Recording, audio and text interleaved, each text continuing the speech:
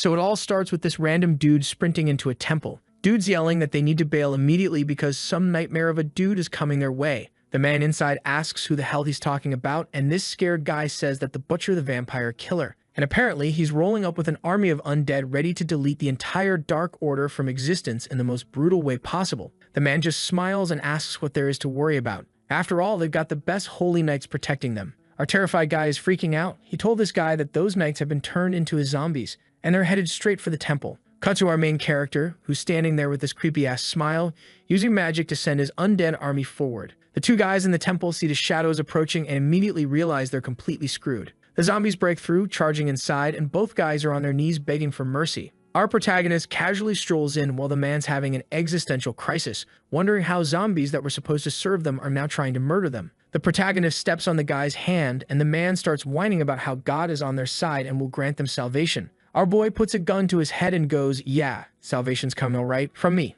The man's crying now, feeling divine energy or whatever, and the protagonist just coldly says God's blessing is going to lead them straight to hell. Now we rewind a bit. People have been gossiping about the 7th prince getting exiled, calling it a massive disgrace to the Holy Empire. Apparently, this guy was such a disaster that people were genuinely asking how someone this awful was even born into royalty. The rumors? Oh man, they're juicy. Word on the street is that this prince harassed the archbishop's daughter and got caught red-handed. When he was supposed to face punishment, he threw a tantrum and trashed the archbishop's hall. The Holy Emperor finally had enough and shipped his ass off to the land of dead spirits to reflect on his actions. But instead of self-reflecting, our boy tried to off himself after getting rejected by some girl. And here's where it gets weird. After the suicide attempt, he became a completely different person. Started living this humble life in a monastery, and suddenly everyone's obsessed with him. But naturally, people are suspicious as hell. Some think a demon possessed him. Others say he made a deal with the devil. There are even rumors he's been hanging out with dead people around the monastery. We see the protagonist now confirmed to be in this prince's body, standing in front of some zombies when a system window pops up with all of his info. He's staring at this window like, why does this keep showing up? He then turns to the zombies and says that those rumors must have started because the villagers must have seen them. If this keeps up, he's going to get accused of being a heretic, which is basically a death sentence in this world. Then he gets into his monologue of how he used to be just some regular Korean dude living his life, but then suddenly he wakes up in the body of the Holy Emperor's disaster of a grandson right after the original Alan tried to commit suicide. And now he's got this system window following him around and necromancer abilities that let him control the dead. He's been using these powers to maintain the cemetery, but everyone thinks he's practicing dark magic. At first he was completely lost, but now he's kind of vibing with it. Maybe it's time to retire from the zombie management business though. The zombies have been working hard, ones digging holes, and others doing gravedigger duties, and they're placing tombstones like a well-oiled machine. Alan tells them with a smile that it's been a glorious day. The zombies are happy to hear this, looking at him all proud. But then he says that maybe it's time to say goodbye. The zombies are not having it. They start glaring at him, and Alan tries to calm them down. He picks up a shovel and says they seem pretty furious right now. He admits his first life was wild, but he's trying to live this second life more peacefully. He walks up to them and says that since they've gotten close, he'll think about it some more. All 3 zombies immediately give him a thumbs up. Man, these zombies are hilariously cute. Alan says, cool, let's get back to work then. Meanwhile, in another part of the forest, 2 guys are walking around. One asks if the other heard something, but the guy pulling a cart full of corpses tells him to shut up unless he wants to end up like the dead bodies he's hauling. They need to get to the prince quickly, as he is the only one who could save this damned village. Looking at the corpse, our boy asks the 2 men if these are the last corpses they've got. The 2 guys confirm it, saying, yeah, that's all of them. Everyone else in the village either bailed or ended up 6 feet under. Then one of the guys gets all awkward and asks if Alan could possibly, pretty please come with them to the village. Alan looks at them and goes, why the hell would I do that? The men explain that basically the entire village is dead, and they figure they'd be way safer hanging around the prince. They think the only reason they haven't kicked the bucket yet is because they've been visiting Alan regularly while hauling corpses around. Alan's thinking to himself that the original blasphemer prince definitely didn't have any special protection powers, and he's getting real tired of these guys grabbing onto him and begging. They're literally clinging to him, asking what happens if they get sick too. They're convinced he's their lucky charm or something. Alan's got this serious look on his face, thinking there's been a massive misunderstanding here. But before he can clear things up, they're already dragging him to the village. When they arrive, Alan's walking ahead, saying the place looks creepy as hell. One of the guys says that the drains aren't working anymore, so he should watch where he steps. Alan spins around and yells at them to stop, literally hanging off him like he's a security blanket. Then someone runs past them in the shadows, and Alan mutters that if he were them, he'd be checking on their house instead of following him around. He hears something and asks what that noise was. The guy tries to play it cool, saying it's probably just a rat. Alan heads into this dark alley, saying he'll check everything out, and the men immediately panic, yelling that he can't go alone. But nah, our boy keeps walking thinking he's got a really bad feeling about this. There's definitely a murderous aura in the air and he's pretty sure he's not imagining it. Suddenly, there's a loud sound and he spins around to see a rat that popped out of a hole in the wall. He's about to say something when he notices the rat staring at him with glowing red eyes. The rat makes this horrible screech and suddenly a whole swarm of them comes pouring out of the hole like a nightmare waterfall. They're all running straight at Alan and he's yelling, "What the hell is this?" While realizing these are zombie rats and probably what killed everyone in the village. He starts flailing his arms around and shouts that the settlement died because of these furry little bastards. In a panic, he slams his shovel into the ground, releasing magical energy. The rats stop and Alan's genuinely surprised that worked. But then the rats start gathering around their dead buddies and making these loud angry noises. They all charge at him and Alan's screaming that he didn't mean to kill them. This wasn't intentional and please don't murder him. The rats swarm him and he falls to the ground, dropping his shovel into a puddle behind him. The shovel starts glowing from the magical energy and Alan's yelling at these freaks to stop trying to kill him. Then the water from the puddle starts flowing toward him, and the system announces he just used a skill called Swamp of Death. So now he is just sitting there thinking to himself, what the hell just happened? The two guys run up asking where all these rats came from, but then they notice something weird. The dirty puddle water turned into holy water. How did he do that? Did he just purify the rats? They must have been spreading the disease. Alan reaches for his shovel, thinking he just discovered he can use skills other than raising zombies. His necromancer abilities got sanctified because his body has holy power from being the Holy Emperor's grandson. So basically, he's a holy necromancer, which explains why his zombie employees are so nice and helpful. Man, even the undead appreciate good management and divine benefits. Then this girl shows up, and our boys turn to these two idiots, asking them if they didn't tell them that no one else lives in this village besides them. These two idiots go, "Hey, no worries, she's our next-door neighbor," and start waving at her all friendly, telling her to come over. But Charlotte's got a knife hidden behind her back. In an instant, she had taken care of the two idiots and was about to delete our boy. He barely blocks it with his shovel, struggling to hold her off while thinking, is she a zombie? He manages to push her away, noticing she's still holding the knife, which means she hasn't completely turned yet. Charlotte's doing her standard zombie thing, and then she starts asking where her mom and dad are. She charges him again. This time she manages to overpower him, so he falls to the ground, but then his divine powers activate once again, and just the contact from him is burning away Charlotte's skin. Just then he figures out a plan and he pushes her to the holy water. She starts screaming in pain, but our boy is telling her to endure it because there's no other way to cure her. He holds her in the holy water while she screams. After a while, she stops screaming. Then we cut to some time after passes and a bunch of villagers show up at the building. This old man says they heard Alan cleared out all the rats and apparently saved that girl Charlotte. He wants to ask for Alan's help too. Alan's just sitting there flipping through a book with a completely done expression on his face. Then he closes the book and turns to the villagers, saying that girl died. The villagers are standing there all surprised, asking if Charlotte seriously died, and Alan just calmly asks how the hell he's supposed to save people anyway. Sure, he's got the Holy Emperor's blood, but he's got zero actual powers. The villagers get all sad, asking what they should do. They came all this way hoping he could help. Alan's like, who even told you I save people?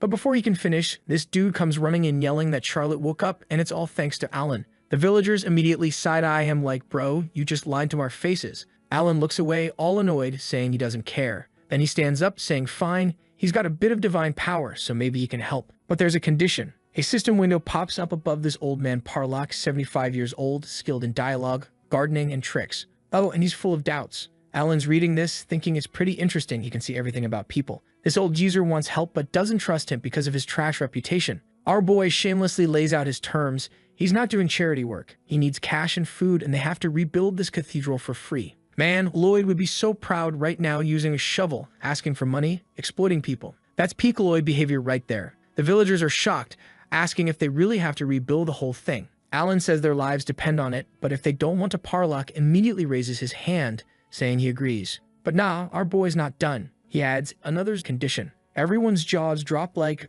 there's more, and this shameless bastard tells them to keep everything secret from the Holy Knights. The villagers are thinking this dude's clearly ripping them off, but what choice do they have? After they leave, Alan's grinning, thinking about how those 30 corpses turn into zombies. But zombies love him, so he can handle this easily. He starts looking for equipment, grabs a pitchfork and his shovel, and then asks if they really expected him to fight alone. They can do the hard work while he reads prayers. The villagers stare at him, calling him a demon, when suddenly people start running around screaming that zombies are coming. Cut to this massive horde of zombies heading toward the village. Alan sees them and goes, "You call this 30? He turns to Parlock, and this old bastard admits he lied about the numbers. But there's no time to beat up an old man, so Alan focuses on the battle. He starts cracking zombie skulls left and right when his skill activates. His shovel creates holy water, and the system announces the Death Swamp skill. He's thinking using skills isn't hard since he was a necromancer before. Back in his old life, he was a beta tester for some game, chose the necromancer class, died from electric shock, and woke up in this body. Lucky for him, the game's skills came with him.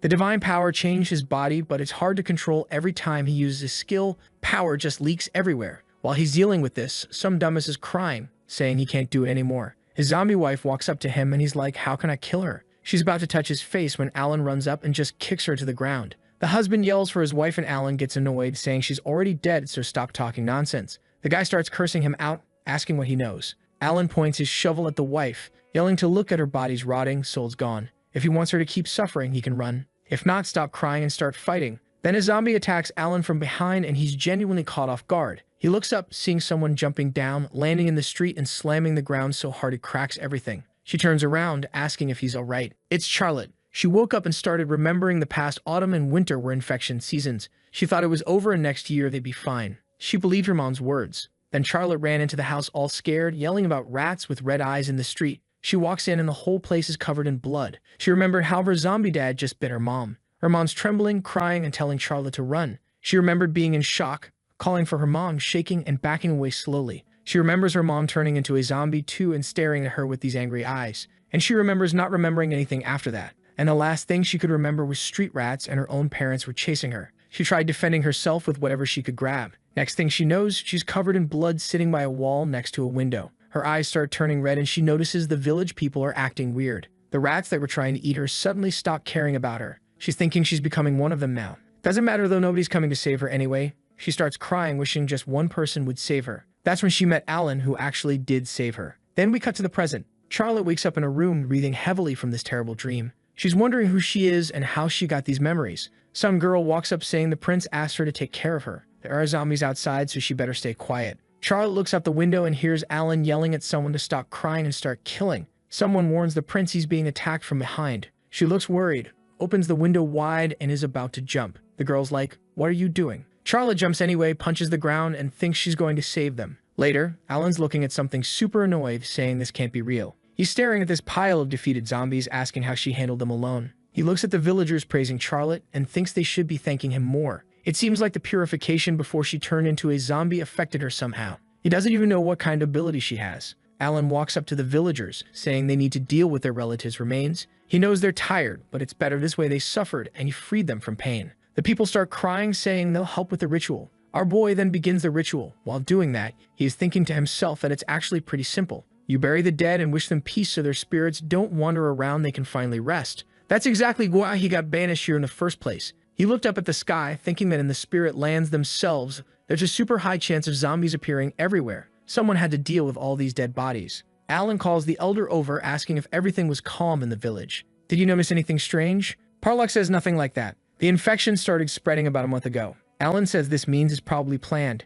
He's about to mention a necromancer, but can't finish because the villagers freak out, asking him if he is talking about those murderers who spread infection. Those same bastards who capture the soul of the dead for eternity are listening to all this hatred. Our boy covers his ears, thinking he doesn't want to discuss this. As he was walking towards his house, he was thinking about how whoever's controlling the zombies should be nearby. But how does he find them? He waves, saying he's going to sleep and they should handle the rest. The villagers thank him for what he did. Alan goes to his room, saying he used to be a simple worker. He lies down on his bed and immediately starts falling asleep, thinking he needs rest because the funeral was exhausting. The next morning, Alan wakes up because someone's shouting loud as hell. He opens the window, asking what happened so early. The villager surprises him by yelling that the zombies kidnapped a man. Our boy turns, asking these idiots if what he just heard was actually true. One guy nodded and the second bastard agreed, saying they saw it with their own eyes. The zombies took advantage while the villagers were dead tired after a sleepless night. Then people spotted a zombie straight up running away with a person who was screaming for help. They were yelling for Morianne. Our boy asked who the hell she even was. The guy explained she was this young herb collector who used to help the villagers a lot, especially patching up the wounded. Alan wasn't even listening and just asked if he knew her. This question made the guys uncomfortable, and one of them said she was beautiful and had rejected the prince before. Our boy got embarrassed, thinking, are they seriously bringing this up again? The guy mentioned that from such an insult, the prince almost hanged himself. Alan cut him off, saying he already remembered, so they should shut the hell up about it. The guy said they need to form a search party and go find her. Alan's thinking, are these idiots only worried because she's hot? But whatever, he needs to check this out anyway, since it's the first time he's seen a zombie actually steal a person. He needs to figure out what's going on. He asked calmly if they can track them. The guy said Gantz might be able to help. Our boy said they should get moving and tell that hunter to be ready. As he was getting ready to leave, he spotted Charlotte standing nearby. She was looking at him, and he was wondering if she's got beef with him. Though he decided not to think about it and headed to the cave, yelling they should hurry because if they waste time, she might turn into zombie dinner. While heading there, he was thinking to himself how tracking those undead bastards won't be that difficult because these dum-dums drag their feet on the ground. Cut to the front of the cave, our boy praises the hunter, while these two idiots were saying how this place feels so cold. Now standing in front of the cave, our boy is thinking about how the cave seems to be emanating this nasty demonic energy. It's totally possible this place is crawling with zombies, or maybe it's ground zero for the infection. Although there are places where demonic energy naturally pools up.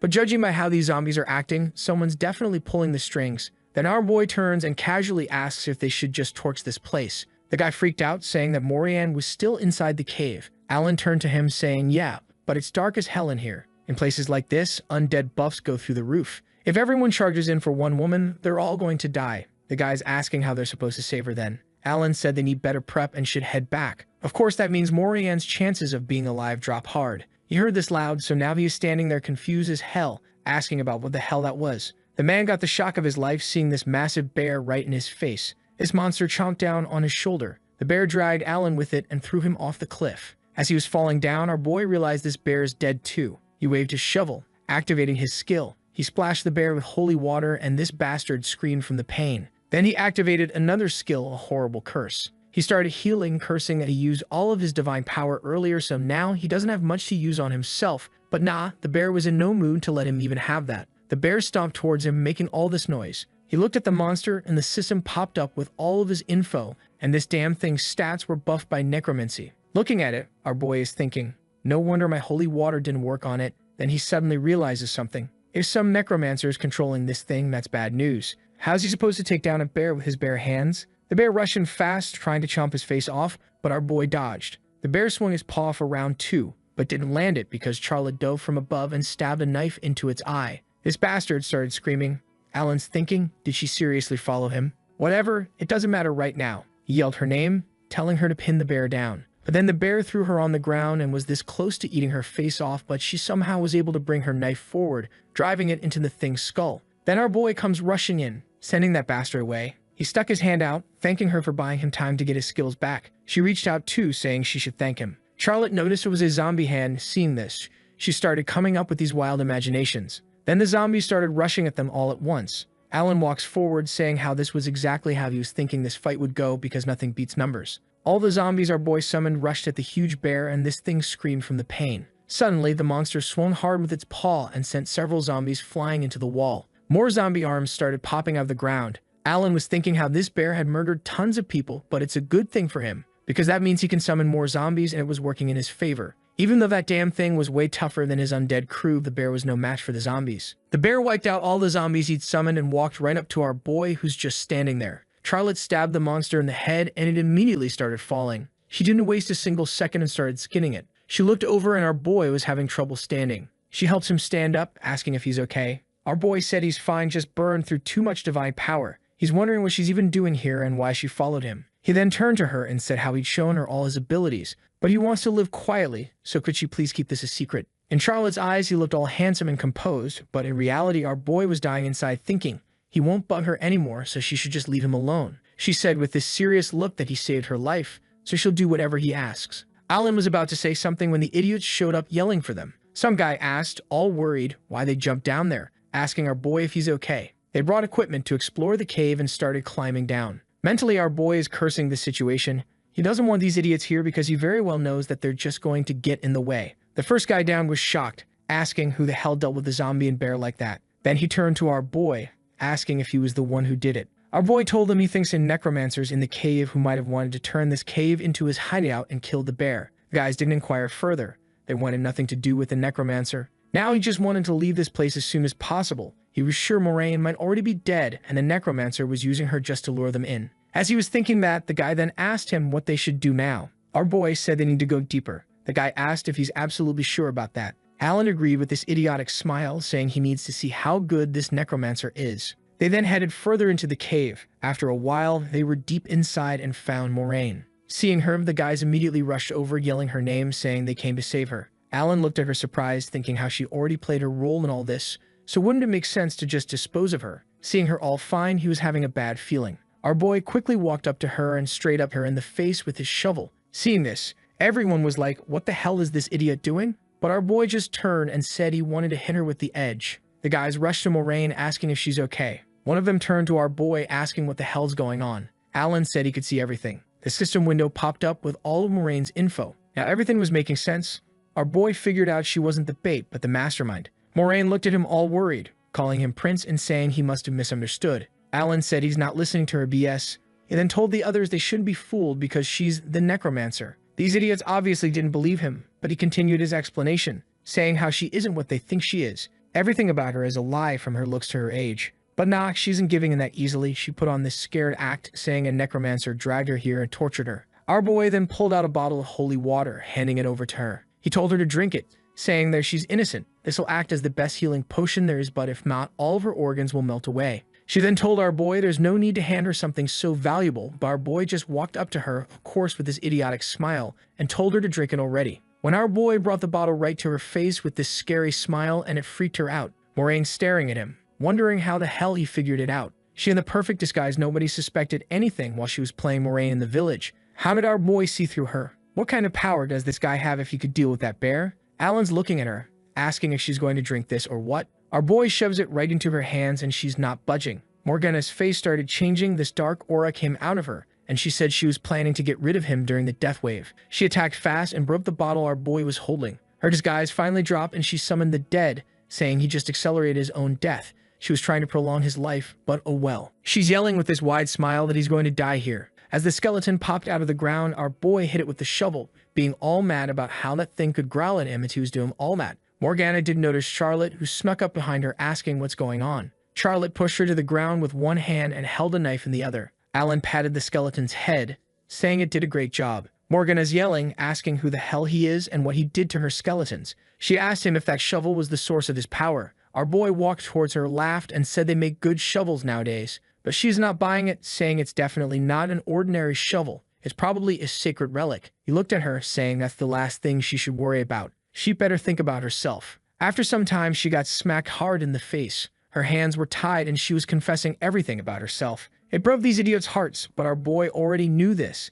He then told her to tell him something else. She told our boy that she'll tell him everything about the person who asked her to kill him. Our boy was surprised as he asked, so it was someone's order? Moraine said she was ordered to lure him and make it look like suicide. This took our boy by surprise. He was standing there thinking so the original prince didn't commit suicide, but was killed instead. Does that mean the original prince wasn't as pathetic as everyone thought? Moraine's confused why he seems so chill about all this. She then told our boy that Dark Church ordered her to kill the 7th grandson of the Holy Emperor using the bear. She figured out he's also a necromancer, and if the church finds out, they won't let him slide. Our boy walked up, asking, so she saw everything, huh? He called Charlotte over, saying they'll have to kill her then. Charlotte immediately pressed the knife to her face.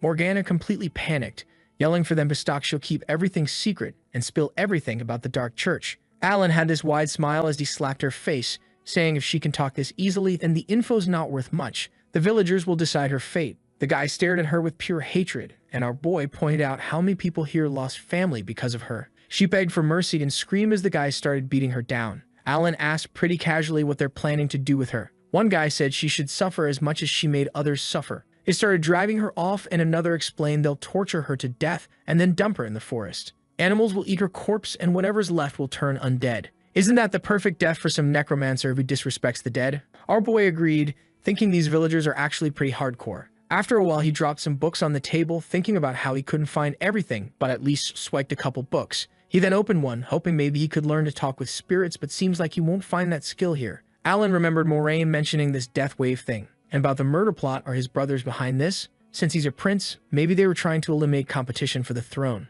Our boy closed the book, muttering about how confusing this power struggle mess is. Is this really what royal family life is like? What if someone actually manages to kill him next time? He needs to level up his skills ASAP. Charlotte's wondering if our boy will really get killed. Everyone keeps saying our boy has completely changed. He's not exactly big, but he's always first to charge into battle. Single-handedly saved so many lives and even held proper funerals for people. She remembered how villagers mentioned that while she was recovering, our boy had been personally handling her parents' bodies. Charlotte clenched her fists, thinking about how he saved both her and her parents. She wants to thank him, but words wouldn't be enough. She glanced at the books he brought back, realizing it's dangerous being around him, but right now he needs protection. She picked up this book called the Imperial Swordsmanship Manual, deciding if she's going to protect the prince, she needs to get way stronger to protect her glorious prince. Meanwhile, Alan's sitting there reading through this book, getting a whole crash course on undead biology. Turns out when zombie bodies start falling apart, they become skeletons. But if they somehow manage to keep their bodies from rotting, they level up into ghouls. From there, it's ghoul to Dullahan, then finally vampire. Basically, the longer they survive, the smarter and stronger these bastards get. The book explains that when zombies just chill in dark places, the mana there triggers their evolution. That's why these things are constantly hunting for strong mana sources. And get this, the place where all zombies get summoned is called the Land of Dead Spirits. When autumn ends and winter rolls in, their desire to reach the Land of Dead Spirits goes absolutely crazy. They call these times the Death Wave. And December 25th, that's the coldest day of the entire Death Wave period. While normal people are opening Christmas presents, all the undead are marching to the Land of Dead Spirits trying to get their lives back. Alan closes the book with this worried expression, thinking there's about a month left until the Death Wave hits. That's when Charlotte walks up, calling him my prince and offering to help put the book away. Alan hands it over while watching her leave, and he's thinking to himself that he didn't even ask her to do all this stuff. But this girl shows up at the church every single day. She's not just sorting books either, she's cleaning, taking care of the cemetery, and cooking food. Our boy's basically got a full-time assistant he never hired. He closes his eyes, thinking she'll probably leave sooner or later anyway.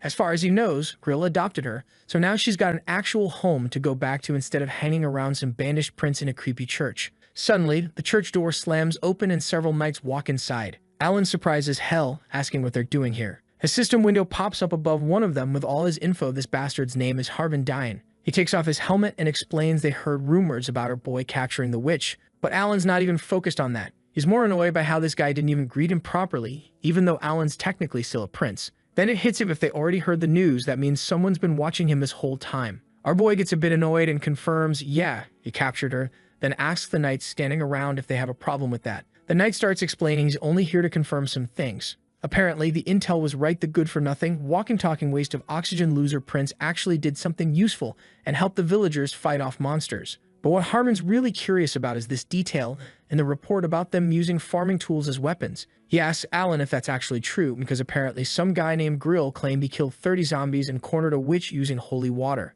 Alan's standing there thinking it hasn't even been 5 minutes since he praised that guy, and now he's exposing everything. Harmon smiles, saying honestly he thought it was an exaggeration. But when he saw the battle damage, he realized it was legit. Alan's internally facepalming, thinking if this guy's supposed to be a holy knight, he really shouldn't be this trusting, just believing whatever people tell him like that. Harmon then asks if Alan knew Morgana belonged to the Dark Church. Our boy replies that yeah, he heard it from her. Harmon agrees, explaining it's this evil organization that's already managed to destroy 5 villages. Alan's shocked, realizing he's been an idiot for not knowing about any of this. Harmon asks if they really got rid of her for good. Alan's like, didn't you hear? She's dead. Body thrown away. Then Harmon asks if it was Alan's doing specifically. Now our boy has to play it smart. He calmly asks what kind of power someone would need to have to pull that off. In his head, he's thinking, of course he dealt with her, but revealing his powers would be stupid. The villagers helped him out, so it's better to stick with Grill's version of events. He pretends to be all shocked and scared, saying he almost pissed himself during the fight. All the knights look at him, with pure disgust written on their faces, and Harmon's thinking just the mental image alone makes him want to vomit. The guy coughs awkwardly and moves on, asking about the witch's magic books. They were supposed to confiscate all the dark magic stuff, but for some reason her entire bookshelf was empty. Alan said that maybe the villagers burned everything because of the sinister aura. He told Harmon that he could ask them about it if he wants. Harmon pulls out a small bag, saying Morgana had an 80-coin bounty on her head. Alan reaches out with this big smile, saying he was just doing his duty as a prince. Harmon reminds him he'll need to share with the other villagers. But mentally, Alan's throwing a party, thanking the witch because she just keeps giving him awesome stuff. First, the book's now gold. This dead witch is the gift that keeps on giving. Just as our boy was celebrating his newfound wealth, the knights told him to pack his stuff. Alan's face drops. He's shocked, turning to them, and asking if he's being banished again. In his mind, he's like, bro, you already banished me once. What more do you want? Harmon sighs, explaining a death wave is starting and they're here to escort him to safety. Our boy's confused for a second as he asks if they're evacuating him. Will they send him back to the Imperial Palace, or maybe the warm south where zombies can't reach? You know, somewhere logical. Harmon shakes his head. Nope, they're taking him to the Lonia estate. Now Alan's even more confused because that place is only half a day's ride away, which means they'll still be in zombie territory, so what's even the point? The knight explains that there's a fortress at the estate specifically built to stop the death wave. They gathered soldiers and prisoners to fight off the zombies, which is basically admitting they're expecting a massacre, and they are talking about our boy there, so he can oversee the funeral rites for all the people who are about to die. Then we cut to the stronghold. As they get there, they meet Janet Lapin, 43 years old, feudal lord of Lonia, Viscount. The system window pops up describing him as sociable and merciful. This guy asks our boy with this kind smile how he's feeling. Alan says he's not doing very well. Janet asks if the journey was difficult, and Alan agrees, complaining about how uncomfortable the carriage was. The Viscount notices the other people who got out with Alan and asks who they are. Grill introduces himself, saying he's someone good, real specific there, buddy. Charlotte stands next to him and says she's an assistant. Alan looks away, thinking that considering he's supposed to be in exile, he's actually being treated pretty well. He says they should stop wasting time talking and just take him to his room already.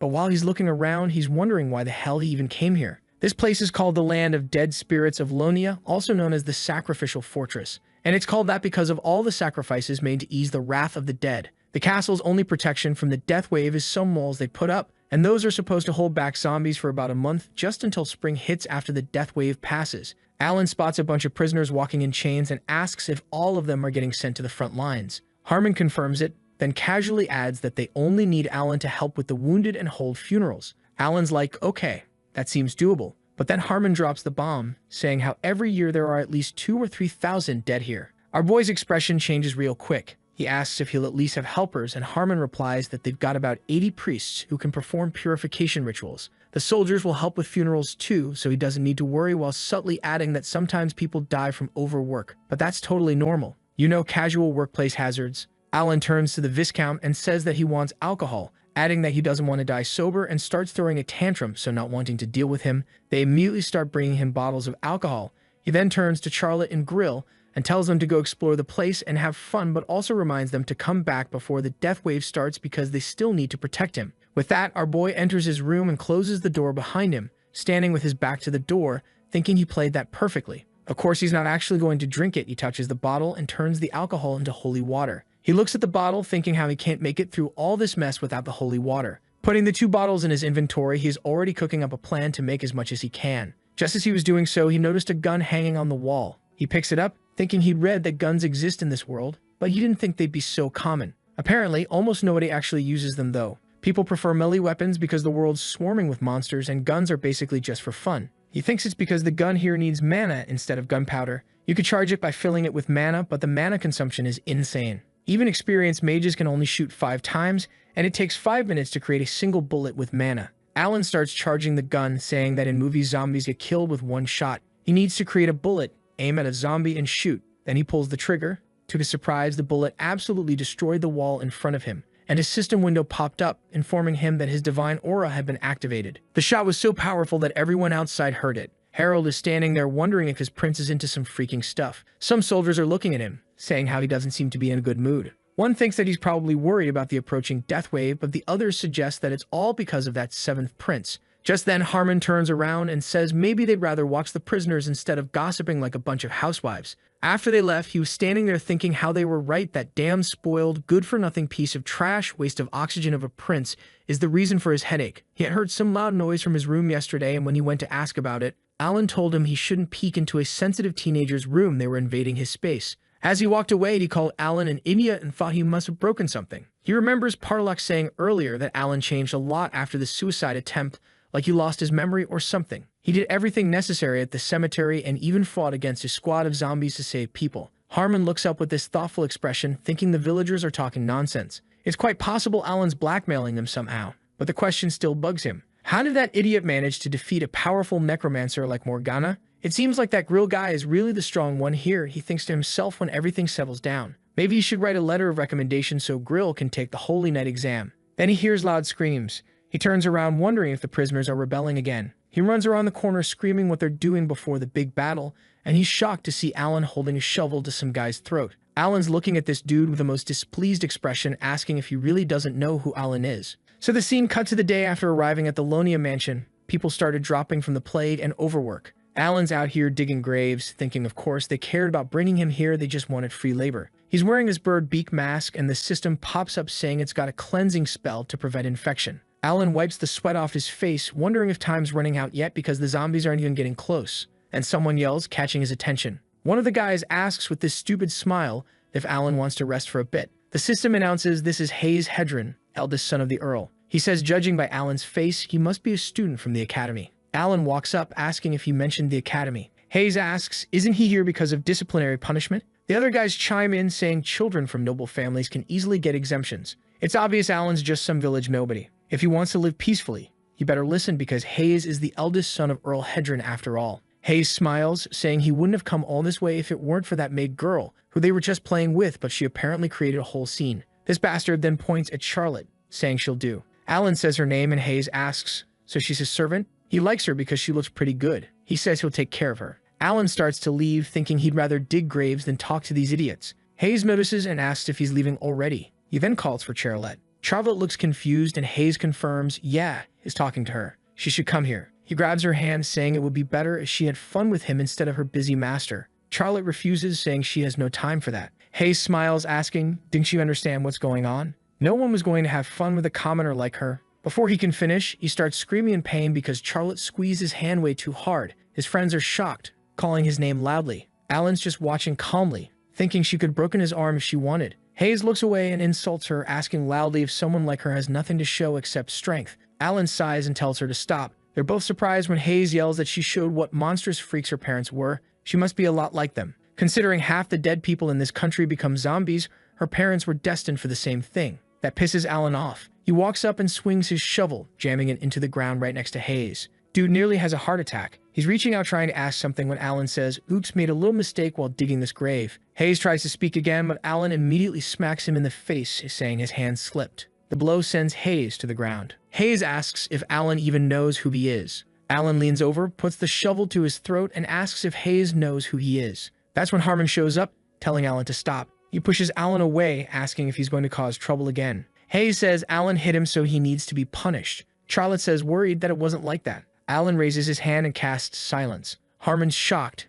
thinking he can't say anything. Was this a spell using holy power? Alan looks at Harmon calmly and says he should tell this idiot who Alan is. Harmon announces that Alan's the 7th prince and grandson of the Holy Emperor. Alan looks at that idiot, asking if he now understands whose maid he was rude to and who he disrespected. He notices Hayes shaking and smiles, saying not to worry so much. If he sincerely apologizes, there won't be a problem. Cut to some time later, and Alan's locked in the dungeon. Charlotte's standing next to him, saying, according to the Holy Knight, injuring the son of a nobleman can't be forgiven. She asks for forgiveness because it's her fault he's here for a week. Alan says calmly that this all happened because of that rude freak. She shouldn't worry, he'll spend time here reading. He looks out the window, saying this is actually better since there's a blizzard outside anyway. Meanwhile, one of the soldiers runs to Harmon. He says they ordered prisoners to clear the snow of the blizzard so bad they can't keep up. Harmon ignores him. He was still thinking about the incident from before. He's wondering if our boy even knows what he did back then. He's certainly good for nothing, but the Holy Emperor's blood flows through his veins. The soldier calls again, and Harmon finally hears him. He agrees they need to keep clearing snow to maintain the fortress wall's height. He looks away, saying it's gotten freezing, but there aren't many zombies.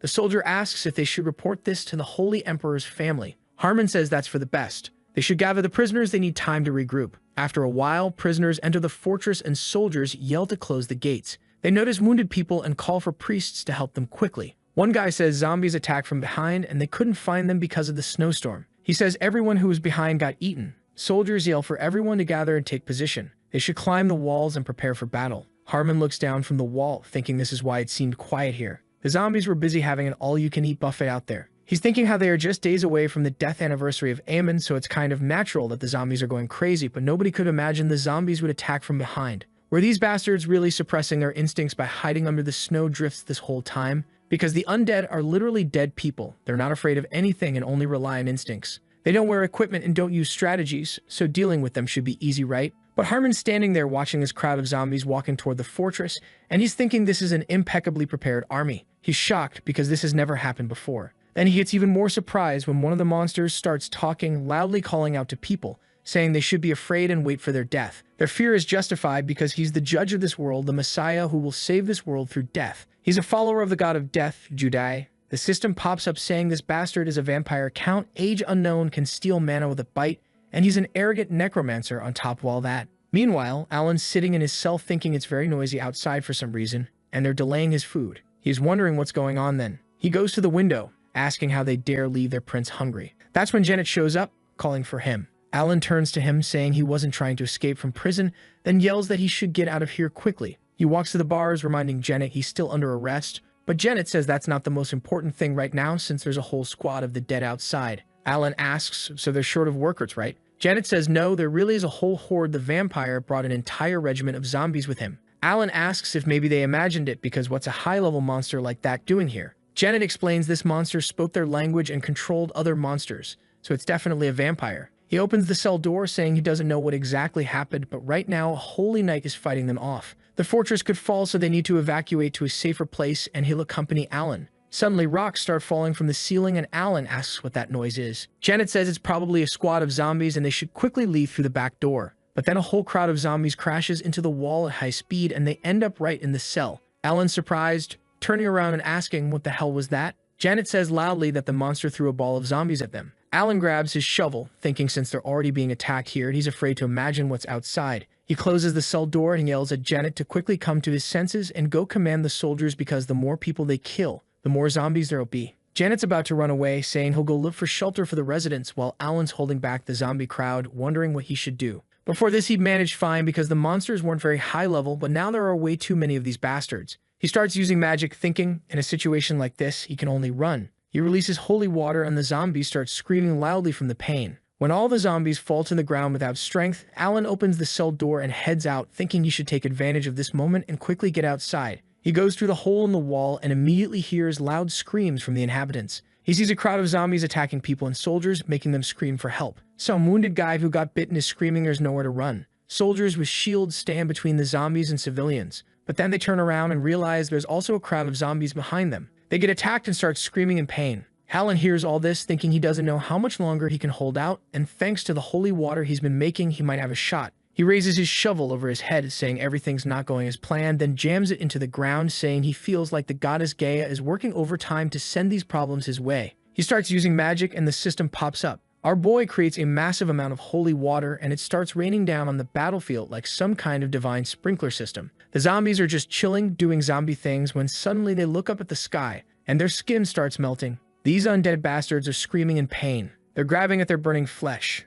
The villagers are standing there watching this go down, completely confused. One guy asks, "Yo, are the zombies melting in the rain?" Another dude points out that the wounds are actually healing and asks if that's holy water. Then it clicks to them that the drops of holy water are literally raining from the sky. Someone shouts that it must be the goddess's blessing, but then another villager goes, "Nah fam, that's not divine intervention, our boy did this." They all turn and see that the holy water is swirling around Alan. And speaking of our boy, Alan is standing there looking absolutely exhausted. Man used way too much mana for that sick magic trick and he's running on empty. The villagers are losing their minds, asking each other if this exiled prince can really use holy water. Someone points out that sure, he got kicked out of the palace, but he's still the grandson of the hero, the legend who stopped the king of the dead spirits, Aemon, 50 years ago. That bloodline's got to count for something, right? One of the soldiers steps up and yells to the crowd, asking if anyone needs help. Turns out the lord opened up his mansion's basement and is taking people in. The villagers don't need to be told twice, they bolt towards safety, shouting that they're alive, they actually survived this nightmare, and thanking our boy while running. Alan's standing there with this tired as hell expression, muttering that he only made it rain inside the fortress and he's already completely drained. He calls over the soldiers and tells them they did a solid job, but now they have to come with him to help the holy knight. The soldiers look at each other awkwardly and apologize, saying they don't exactly have proper weapons for this zombie-slaying business. Alan just points at them and explains that you can't take down the undead with regular-ass weapons, so he's going to grant them a blessing. He admits this is his first time doing this buff thing, so he has no clue how long it'll last. Cut to a few moments after now, their weapons now have a holy buff. One soldier looks at his sword all confused and asks what the hell a buff even is. Alan's like, "Just trust me, bro, your weapons aren't completely useless anymore." Then he reminds them that they still owe him for saving their lives, so it's time to earn that debt. The fortress doors swing open and Alan tells them straight up, they're about to fight for their lives. Outside the walls, it's absolute chaos. Soldiers are already going toe-to-toe with zombies everywhere. One zombie spots the group coming out and immediately charges at them. A soldier swings his weapon and he one-shots the zombie. The dude's standing there in shock, staring at his blade that's now glowing with holy energy. He screams that he barely even touched the thing and it went down. Their weapons really do have holy power now. Seeing this, the soldiers get hyped. They rush toward the horde, yelling that these zombies are nothing. They're going to help their brothers right away. They start cutting through monsters left and right, thinking they might actually have a shot at winning this. After all, they've got the descendant of a legendary hero with them. What could go wrong? Suddenly, this nightmare fuel of a boss monster rides onto the battlefield on a horse that's literally on fire, wielding a weapon made of pure dark energy. The soldiers freeze in terror. This thing's aura is so intense it releases magical energy that vaporizes several zombies in its path, and these are zombies on its own side. It doesn't care. It plows through several soldiers too, and one poor bastard survives but falls to the ground shaken from pure fear. He's staring at the weapon. Dullahan's pointing at him, thinking, we can't beat this thing. We're so dead. That's when Alan casually walks up, points his gun at the monster, and says with this calm-ass voice, sorry about this. After all, it's only my second time doing this, so I didn't handle it very well. Meanwhile, somewhere else on the battlefield, a vampire is watching everything unfold. He can feel the energy of life out there, fresh meat that he hasn't feasted on in 50 years. My guy's been on a diet this whole time and he's about to break it hard. He's wondering how juicy these humans are, and if he turns them into zombies, will his regiment become even more powerful? This vampire is having a whole internal monologue about his come-up story. He's been waiting 50 years for this opportunity. Started from the bottom as a soulless zombie and climbed his way up to vampire status. He explains that vampires are ranked by the manner they possess, basically their power level, and since he became a vampire pretty recently, other vampires haven't recognized him yet. But he's confident because he's got something special, the skull of King Ammon. Thanks to this skull, he can collect mana in a couple of decades that would normally take him 100 plus years. Currently, he controls an army of 20,000 zombies and he's planning to level up from his current rank to Count, then eventually King. He's so strong now that ordinary holy water doesn't even scare him anymore. He looks at the knights below and thinks these pathetic losers should just surrender and become undead already. Back at the fortress walls, Harmon is standing there yelling orders. He's telling everyone they must keep shooting. They have to hold the line and not let the zombies break through. He knows that with sunset coming, the undead get stronger. They need to kill at least one more wave. If they lose this position, the village is done for. Harmon's thinking about how the zombies are already invading their territory. He can't abandon this command post because the main army is too close. His mind's racing, will the village be okay? If not, what happens next? He's squeezing his sword so hard his knuckles are probably white, wishing the Holy Emperor was here to save their asses. Then he hears a loud noise behind him. He turns around and sees Charlotte dragging a whole arsenal of weapons. She says that the village is safe because our boys are handling business, so now she's going to protect the place where her prince is fighting. So Charlotte just throws this entire arsenal of weapons on the floor in front of Harmon like she's unloading groceries. She casually mentions that she heard he needed weapons carried up to the fortress walls. Harmon's standing there looking at her with his jaw practically on the floor. He thought she was just some servant girl, but even experienced warriors can't carry that many weapons at once. Where the hell did she get this kind of strength? He's trying to process this. He looks toward the battlefield, thinking they should be able to handle whatever's coming. Worst case scenario, he'll just break through enemy lines and personally cut off the vampire's head. Just then he notices a huge monster starts loading zombies into a catapult. These undead bastards are about to get yeeted at the castle. The soldiers look to the side, see this ball of zombies flying through the air toward them, and start screaming that a whole crowd of the dead is incoming. Harmon jumps in front of Charlotte and yells that it's dangerous. She needs to get behind him. He starts concentrating energy into his sword, calling for the god of war, asking for strength. But then Charlotte just runs in front of him. She pulls her sword out and swings with this absolutely brutal strike that splits the entire ball of zombies into two parts. Then this girl casually jumps down from this insane height like it's nothing. Harmon's standing there yelling, "How did you do that?" He's staring at the monster corpses with pure shock, thinking, did she just cut them in half? The zombies this girl killed can't even get back up. And here's the thing. The undead can only be permanently stopped by destroying the head or using holy water weapons. So what kind of sword does she have? Charlotte takes off running across the battlefield at superhuman speed, mercilessly slaughtering monsters left and right. Harmon's watching this whole display and analyzing her technique. Her tactics are sloppy. She's using raw muscle power to compensate for poor sword skills. But that destructive power, that brutal striking force, is definitely related to the imperial swordsmanship passed down through the Holy Cross unit. He shouts to get her attention and she immediately spins around. He asks loudly where she learned this technique,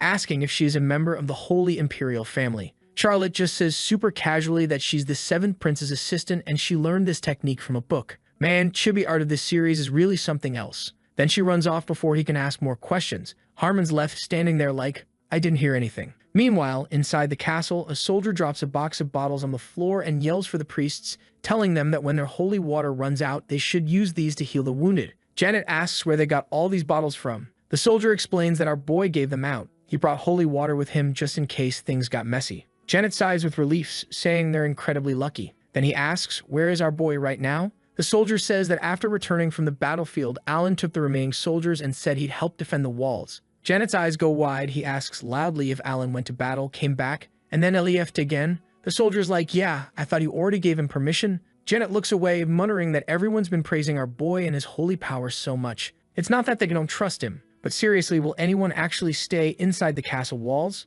Cut to the streets where there are several zombies dressed as soldiers with their faces covered by cloth. Alan climbs the wall with these soldiers and gets noticed by an actual soldier standing guard. He puts on his mask and says they're reinforcements. The soldiers surprised anyone's still alive, commenting that the situation at the main gate is pretty bad. Alan says he knows, that's why they sent some troops to the walls. But internally, he's thinking with this serious expression that there's way more trouble at the main gate than here, so nobody's going to look too closely at his crew. Then we get the reveal. He handed out all the holy water to others, so he doesn't have enough left for himself. He can't activate his new skill, Ghost Soldiers. He needs to raise old soldiers, but that's too difficult. So he just used corpses from the village. He's thinking that if they get caught, it's game over, so it's better to keep their faces hidden. A soldier walks up and asks if he came to help, saying it'd be better if he stayed in the rear where it's safer. Alan says he's got some business to handle. He pulls out a gun he brought and says he wants to use this. The soldier's confused, pointing out that guns are pretty useless in this situation. Alan aims the gun at the battlefield and says, actually, this is really the best view.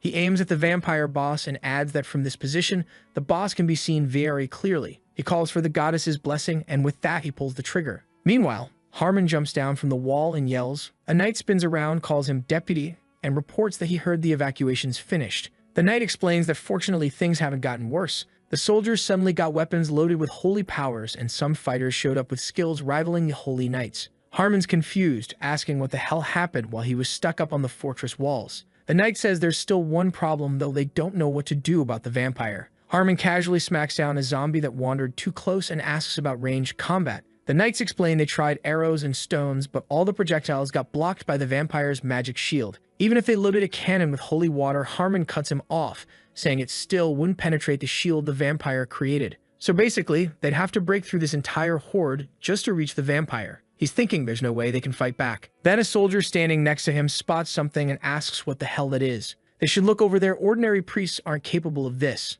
Harmon looks at whoever caught the soldier's attention and his eyes go wide. Alan's standing there holding his gun, and this thing is emitting bright holy light. He calls out to Gaia, the goddess of love and mercy. He asks her to send her holy salvation and allow him to use the power that defeats the dead to break through the shield. Harmon's staring with this absolutely shocked expression, wondering who this guy is. The light particles are reflecting off Alan's face. This is obviously a blessing sent by the goddess Gaia herself. Even the most experienced priests rarely encountered this kind of power. Harmon didn't even know there were priests this powerful in Ronia. Charlotte walks up to him and casually drops the bomb. That's our boy. She looks up with a small smile and says she can see his light. This girl's out here fangirling over her boss. Harmon's brain is short-circuiting. He's thinking, our boy who opposed the goddess Gaia received her blessing? How is this supposed to make sense? If this really is the seventh prince, does that mean he accepts the love of the goddess now? Alan fires the gun and calmly says this vampire must be afraid of the goddess's powers. The shot flies across the entire battlefield, wounding monsters along the way. That divine energy collides with the vampire's shield and it breaks through. The shield shatters and the shot hits the vampire right between the legs. That bastard starts screaming in pain. That's what he gets for monologuing earlier. We get a flashback. Some time ago, Alan was reading through the Book of the Holy Emperor, learning about the method of gathering holy power. What's interesting is that while magicians use spells and mana, priests use prayers and holy water, and necromancers use life and magic power. In essence, to become a priest, he'd have to give up his life and magic power. But is it worth it? Doesn't he have enough holy water already? Just because he's the grandson of the Holy Emperor, if he could use these powers without sacrificing his life force, then maybe the priest role is worth trying out. Back to the present, the vampire is screaming his lungs out while the spot where he got hit is literally burning. He's yelling that he needs reinforcements now. Alan's thinking that because of the shield, he had to work pretty hard, but he did it. He's breathing heavily from the fatigue of firing that shot. The soldiers around them are shouting that the zombie squad is retreating. Alan thinks to himself that he's sorry the monster didn't die, but at least they bought some time to regroup and gather their things. He looks down and sees tons of soldiers staring up at him in awe. He raises his hand with a smile and asks if it's time to help the wounded now. Right after that, he and his zombie crew start leaving. One soldier says this is the first time he's seen the goddess's blessing, asking if our boy is some kind of experienced priest. If so, the wounded should be healed quickly. They're very lucky to have someone like this. Harmon's looking up with a slightly surprised expression, wondering if this is really the prince. A worthless guy who deserved to be exiled is capable of that. He turns around, thinking about how a girl with Charlotte's insane skills could become an assistant to our boy. Then we get into Harmon's internal monologue about trust issues. He remembers he didn't trust the village elder, and now he's wondering, did Alan really become different after losing his memory? He wonders if Alan has finally gone back to how he was before Lady Eulicia's blessing, and oh boy, here comes the tragic backstory. Eulicia was the mother of the first and seventh princes, just an ordinary village girl, but she was from the southern Asin, The Empire and the Southern Asin have been hostile toward each other for hundreds of years. Because of this, many members of high society straight up refused to accept her. But the son of the Holy Emperor fell in love with her with all his heart anyway. They got married and Luum was born. However, the Holy Imperial family had too much political influence, so 2 ladies of noble blood were assigned to the son of the Holy Emperor as additional wives. Several more children were born, and Eulicia gave birth to the 7th prince. When our boy was 10 years old, she died. She was attacked by a vampire during a night walk with her sons. The first prince, who barely survived that day, began suffering from a curse of the heart after the attack. After that incident, the kind-hearted 7th prince became completely emotionless. Harmon heard that Alan was so shocked by his mother's death that it changed him completely. So now Harmon's standing there scratching his head trying to figure out what the hell is going on. He's thinking, okay, this dude supposedly has amnesia, but judging by that insane divine power flex he just pulled, the memory loss clearly didn't affect his abilities, which makes absolutely zero sense, by the way. Harmon's brain is working overtime now. He's like, wait a minute, why has this guy been hiding his god-tier powers this whole time? And then it hits him, maybe our boy didn't want the Imperial family breathing down his neck. I mean, can you blame him? Harmon starts connecting dots that probably aren't even there, thinking maybe our prince is plotting some epic revenge arc.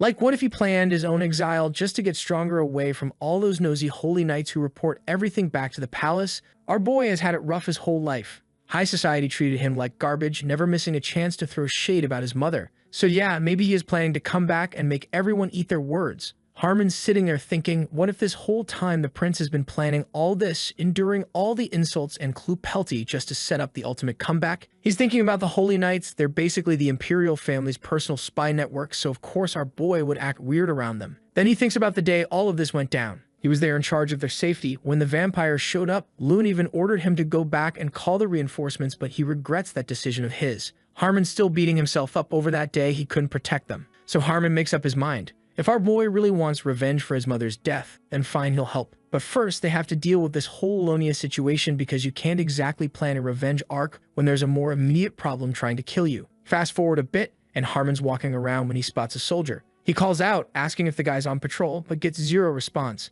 Harmon's like, hello? Dude, I'm talking to you. He figures maybe the wind drowned out his voice, but then he notices something weird. This soldier is walking around in pitch-black darkness without even a lantern. That's when his danger senses start tingling. He's thinking, okay, that's not normal. That's definitely not a person. Without wasting a second, Harmon draws his sword and charges at this suspicious soldier. Harmon gets a good look at the face and literally freezes. His brain just goes, wait, is that a zombie? Before he can even process this information, 3 arrows slam into the ground right near his feet. He whips his head to the side. There's a whole crew of zombies just chilling there. While he is fighting them, he senses that these zombies are not giving off demonic energy, but holy power. Harmon's standing there like, that doesn't make any sense. Pick a lane, you undead freaks. He breaks one zombie's sword and swings to attack, but before he can finish his strike, Alan shows up. And get this, Alan just casually yells, stop, and they just freeze mid-attack. Harmon's brain is officially broken at this point. He's staring at Alan like, bro, what is happening right now? Alan tells Harmon to lower his sword. So they start walking together and Alan asks if Harmon's done rearranging the troops because apparently they got incoming undead problems.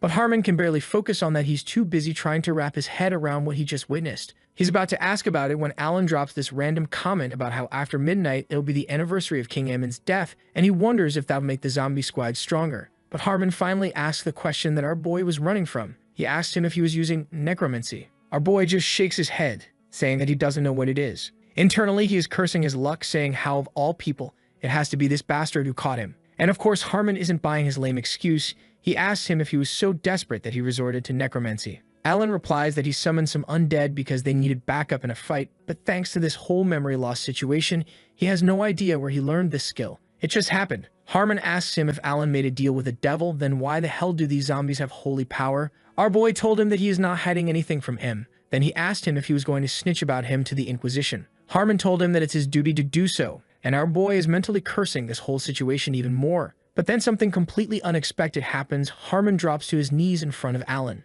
and our boy is standing there confused as hell. Before he could say anything else, Harmon looks up and says that he is going to protect him at all costs. So now our boy is standing there looking at Harmon, but internally he's thinking, I could have sworn this guy hated my guts. Now he wants to help me? But when his 2 brain cells couldn't figure out what was going on, he directly asked if Harmon was just saying this to keep tabs on him. But Harmon looks down, all serious, and says that's not at all. He's about to launch into this whole backstory about his childhood trauma, but Alan cuts him off like, dude, save the therapy session for later. We've got zombies to deal with. He's thinking they can't waste this perfect opportunity. Meanwhile, our friendly neighborhood vampire is having his villain moment. He's shouting at all his undead minions, telling them it's time to feast on the living and reproduce. And he promises they'll all become kings too. This guy takes a deep breath, opens his mouth super wide, and just this massive stream of dark energy. The soldiers sees this and they're understandably freaking out. One guy's trying to be brave, yelling for everyone to hold their positions. Another soldier's basically having a panic attack, saying he doesn't think he can do this. The poor guy's face is still hurting from where our boy smacked him earlier,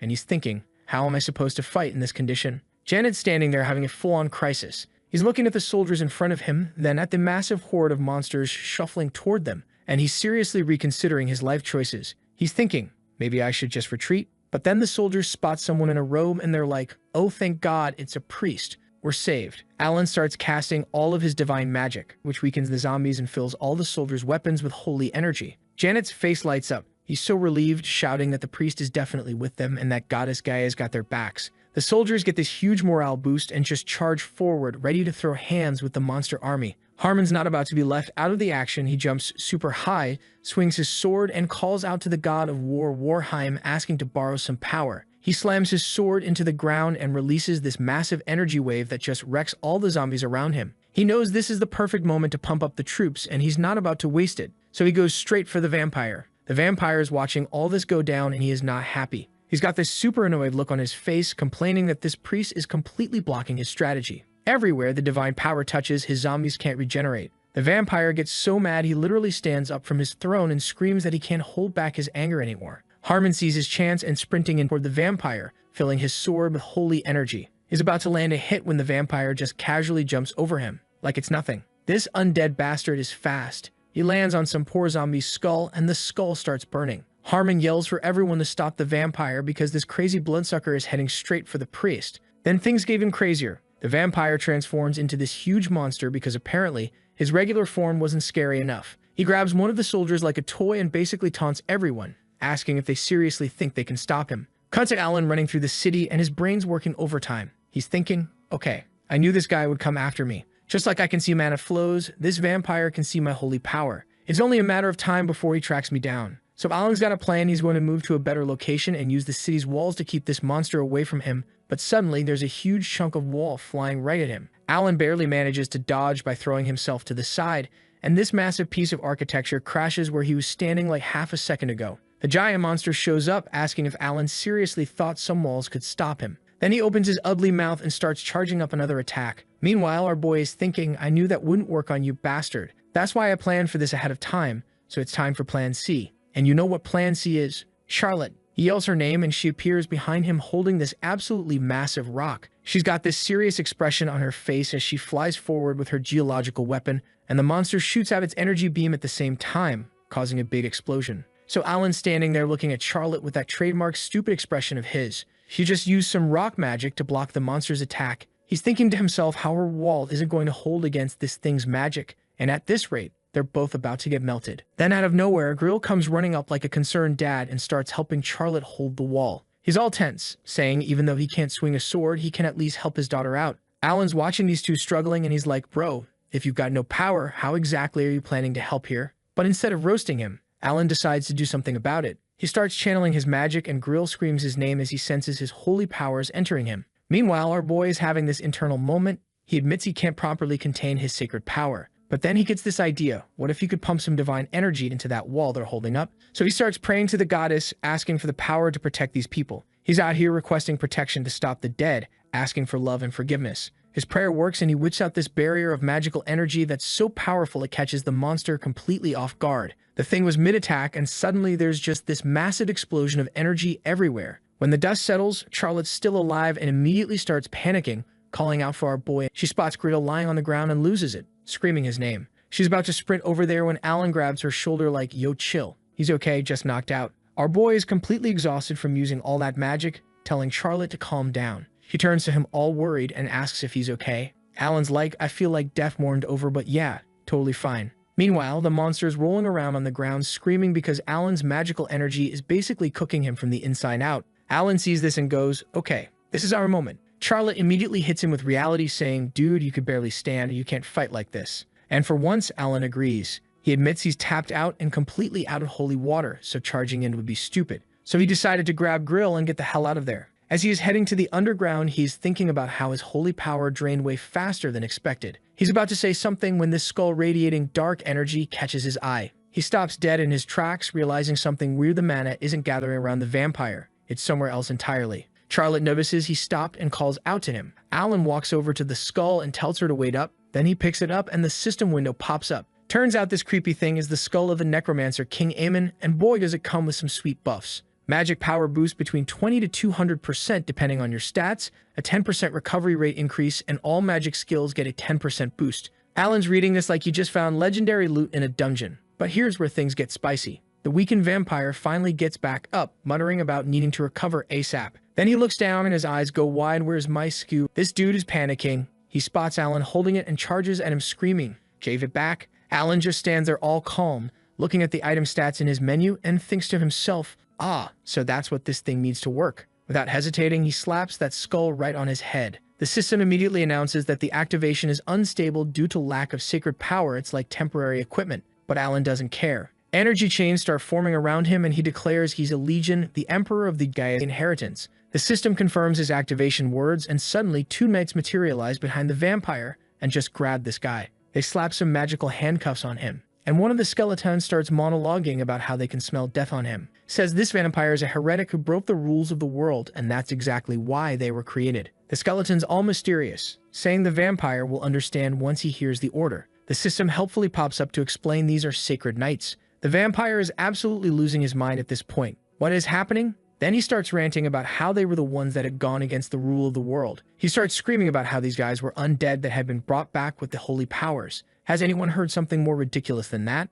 And how they're betraying Yudi, the god of death. Alan just points his gun at the vampire's head, super casual, and admits, yeah, I'm a little embarrassed too. Then he tells the vampire he should check out this beautiful weapon on behalf of the priest and holy power, and immediately blows the vampire's head off. So after wishing that bastard a Merry Christmas, our boy is standing there looking at the vampire's blown off head with his holy knights chilling behind him. But using all that power to make the shot completely drained him, and our boy just collapsed to the ground. The knights he summoned start fading away, and with them gone, all the monsters that were fighting the soldiers just disappear. Everyone who survived this absolute nightmare of a battle is celebrating. Harmon heads into the city and finds Charlotte holding wounded Grill. Then this old dude comes galloping up to the fortress on his horse asking if he's too late. Someone tells him, yeah, pretty much. The old man explains he heard there were signs of weird activity in the land of the dead and thought the Necromancer King was back from the dead. But nope, turns out it was just some vampire doing party tricks. Though he's confused about how the normal vampire managed to collect 20,000 dead bodies.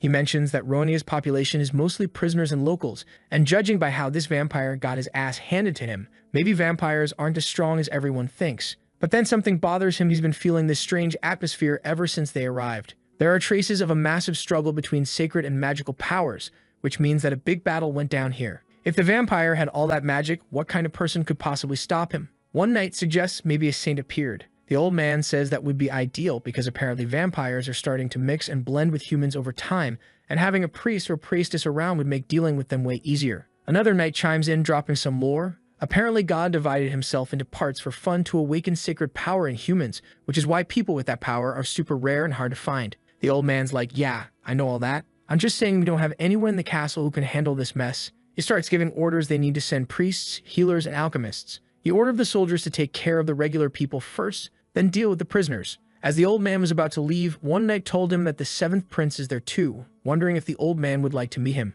Man, the old man didn't like that at all. He starts emitting this super ominous aura that scares the absolute crap out of the knights. He asks the knight, "Did you just suggest I meet the 7th prince?" The knights are probably regretting being born at this point. The old man rides past them and coldly says they should head back. He has zero interest in meeting a child who dishonored his mother. He calls Alan a cursed grandson. Just then, his system window pops up with all of this grumpy old dude info. He is Kelt Alols, 105 years old, and he's the freaking holy emperor. He says that he's willing to bet Alan is probably cowering in some corner of his estate right now. Cut to later. Harmon is kneeling before the emperor and told the emperor how our boy defeated the vampire. Kelt practically jumps out of his throne in shock. What did you say? The people around are saying every joke has its limits, and this is the most delusional thing they've heard in years. Like they literally cannot process this information. Old man asks with the most done expression, are we talking about the same Alan? Harmon looks at him and agrees that yeah, it sounds insane, but it's true. Then Kelt gets so angry he breaks his theathrone and accuses Harmon of being disloyal. He's shouting, asking if he is talking about the same bastard grandson of his.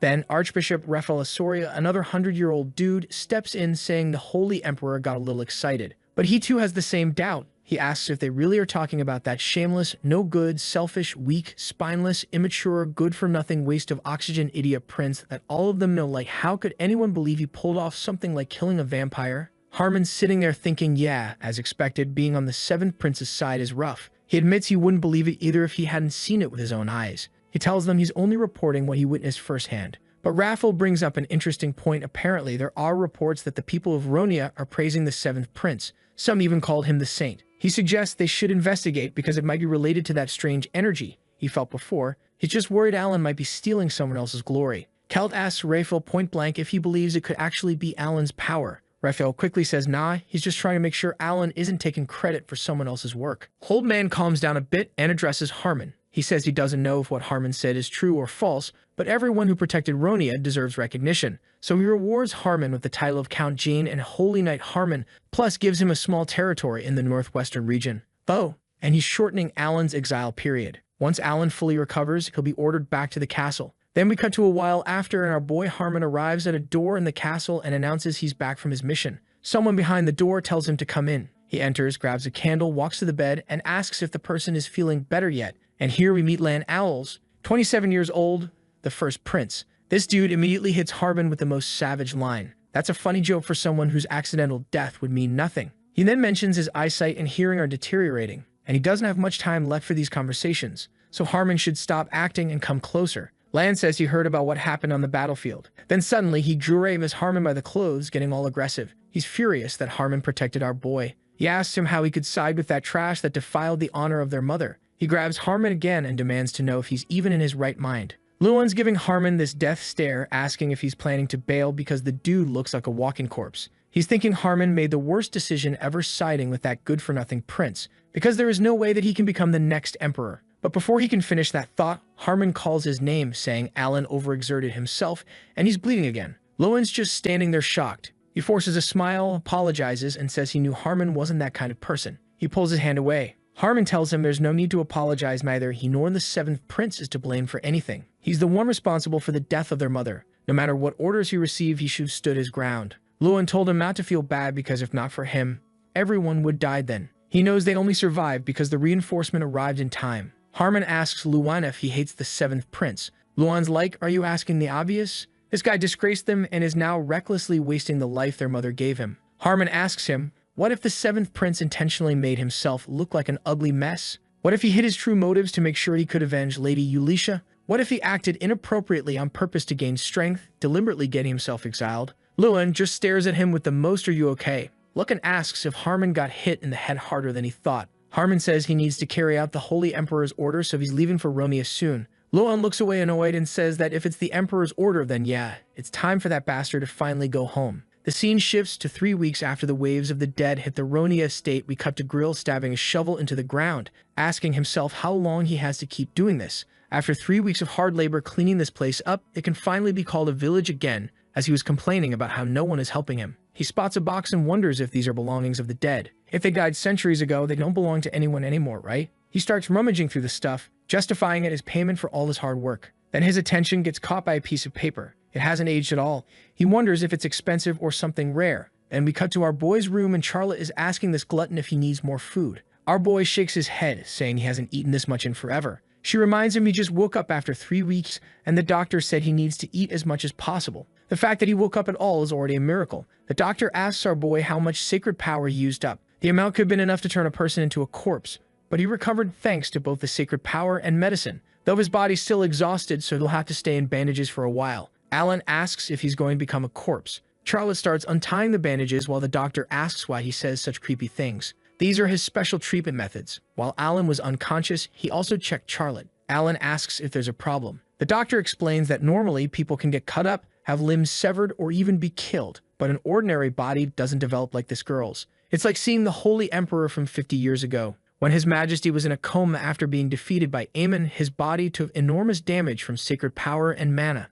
He had to be put back together piece by piece. At that time, his body developed beyond any human limits, and that was one of the main reasons why the Holy Emperor was able to defeat Aemon. He wonders if Charlotte has the same strength. Alan looks at Charlotte and a system window pops up showing all of her info. Hard worker, high concentration, superhuman body. And below everything was the line that she'll do anything to help him. As he was reading her info, she noticed him staring and asked what's wrong. Alan thinks people like this should be heroes, not weak people like him. He says he's bored and wants to read and asks her if she can bring him a book. When she leaves, our stars are thinking about how it's good he got Eamon's skull, but the backlash is brutal. His body can't handle it. As he was thinking about that, Charlotte brings books. A book about the theory of magic from the Sacred Emperor, Sacred Power, and Dawn, and the doctrine of resurrection. Alan starts reading, glad everything's written in such detail. He notices the dedication to the great goddess Gaia and thinks this guy's faith is crazy strong. Though he overlooks it and starts reading because he needs to understand the basics as soon as possible if he wants to control his powers. Just then he hears a knock on the door and Harmon walks in. He asks our boy the usual how he is feeling and how he is glad to see him doing good. Our boys ask him that he had heard that he has gone to the capital, so how come he is here this early? But then his mind goes to another tangent real quick. He remembers the last time Harmon met him, he had given him a hefty reward, so he is expecting something like that, maybe lots of gold or a vacation. He turns to Harmon's eyes, all shining, but then Harmon drops the news that the Holy Emperor has ordered him to come back to the castle. So our boy Alan straight up kicks Harmon out of the room, slams the door in his face, and just pretends that conversation never happened. But Harmon's not giving up. He's standing outside the door telling Alan he needs to go back to the castle. Some time passes and Charlotte tells our boy that he is still outside waiting for him. Alan told her to just ignore him. Man's really committing to this whole pretending Harmon doesn't exist thing. Harmon keeps standing at the door calling our boy. Charlotte asks if Alan doesn't want to go back to the castle. Alan's like, of course I don't want to. Why would I want to go back to such a dangerous place? He's thinking to himself that he still doesn't know who is behind Morgana's whole situation, and maybe he should have asked her some questions before, killing her. Charlotte's standing there looking a bit sad. Alan notices and tells her not to worry, saying that he'll take care of it himself, so she can just ignore Harmon. But even after that, Harmon still keeps asking. Finally, Charlotte comes out of the room with a message from Alan. Harmon gets all hopeful, asking what the prince said and if he's finally decided to return to the castle. Charlotte delivers what is possibly the most savage rejection ever. Alan said Harmon must get lost until he sprinkles salt on him. Harmon then asks if Charlotte's heading home. She says, yeah, she'll be staying in a hut with her father outside the castle. Harmon offers to see her off since it's already night, but Charlotte politely declines. Then Harmon gets real and asks if maybe she knows why Alan keeps refusing to return to the castle. Charlotte tells him what Alan said, that the castle is a rather dangerous place. Harmon thinks about it and admits Alan's position there really isn't the best. Charlotte's thinking to herself with this annoyed expression that, as she suspected, even Alan's relatives don't treat him well. Some of them literally want him dead. She wishes she were stronger so she could protect him better. They arrive at the village and Grill waves at Charlotte, saying she came pretty late today. Then he notices Harmon and goes, wait, is that Mr. Knight? Harmon asks if Grill fought in the earlier battle too. Grill gets all modest and embarrassed, saying of course he did, people should help each other out. As he's about to head into the house, Harmon compliments him, saying that's very commendable. Then he asks if Grill could tell him what he did in the battle. Charlotte goes inside the house while Grill casually mentions he only killed 50 large zombies. Although he managed to take the fangs from the vampire count as a souvenir. Charlotte notices something in the house and asks what it is. She's looking at this piece of paper, mentioning there's a document on the dining table she's never seen before. Grill says it's basically his talisman that he hasn't taken out in a long time. It looks old because he hasn't touched it in ages. Harmon looks at it and his brain just explodes with realization. This is a family document with the seal of the Harris family that protected the northern region of Ronia 50 years ago. The same family that got completely wiped out in an immortal battle with the necromancer King Aemon. These people were the most loyal to the Emperor, the bravest family in the land. So what's their document doing here? Then it all clicks for Harmon. These two are survivors of the Harris family. Now he understands where they get their strength from.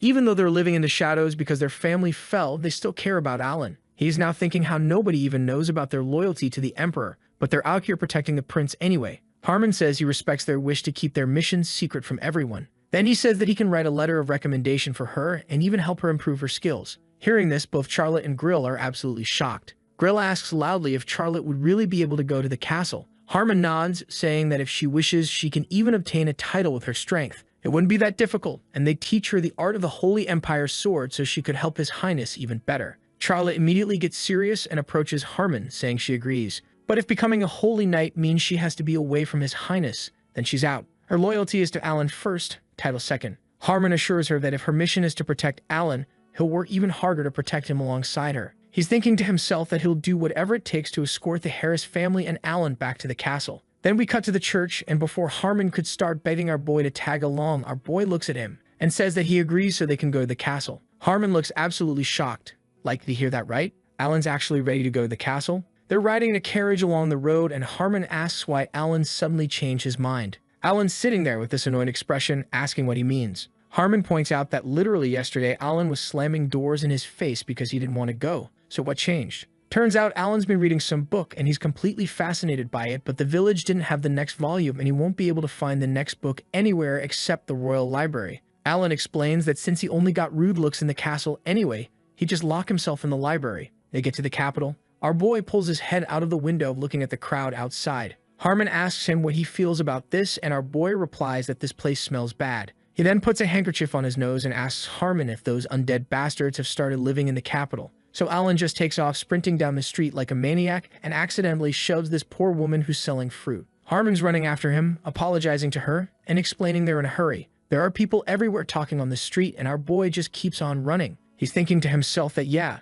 the street looks busy and normal, but he's sure he smells a vampire. If he follows the stench, he'll definitely find it. Harmon catches up to him, asking if he smelled something. Then Alan spots something that makes his blood run cold, a girl's head just lying on a box surrounded by flowers. She's got tears in her eyes and her skin color is all messed up. Then her eyes snap open, revealing they're blood red, and she opens her mouth wide and starts screaming. Alan doesn't hesitate. He runs up and smacks her head with his weapon infused with holy energy. Charlotte asks if that was undead. Harmon says he's heard of similar cases, but this is somehow he doesn't get to finish because Alan's already noticed the body hanging on ropes nearby. He's wondering if the head belonged to that body. Looks like all the organs were removed and only the skin is left. Suddenly, Alan whips around and an unknown person says it was a red-haired middle-aged man who just ran away. Harmon figures there's a high probability that's the culprit. Alan agrees but says it's hard to track him down now because the stench has spread everywhere. Harmon says he'll report it once they get to the castle. Alan sighs and thinks to himself he only came here to study magic, but for some reason he's got a bad feeling about this.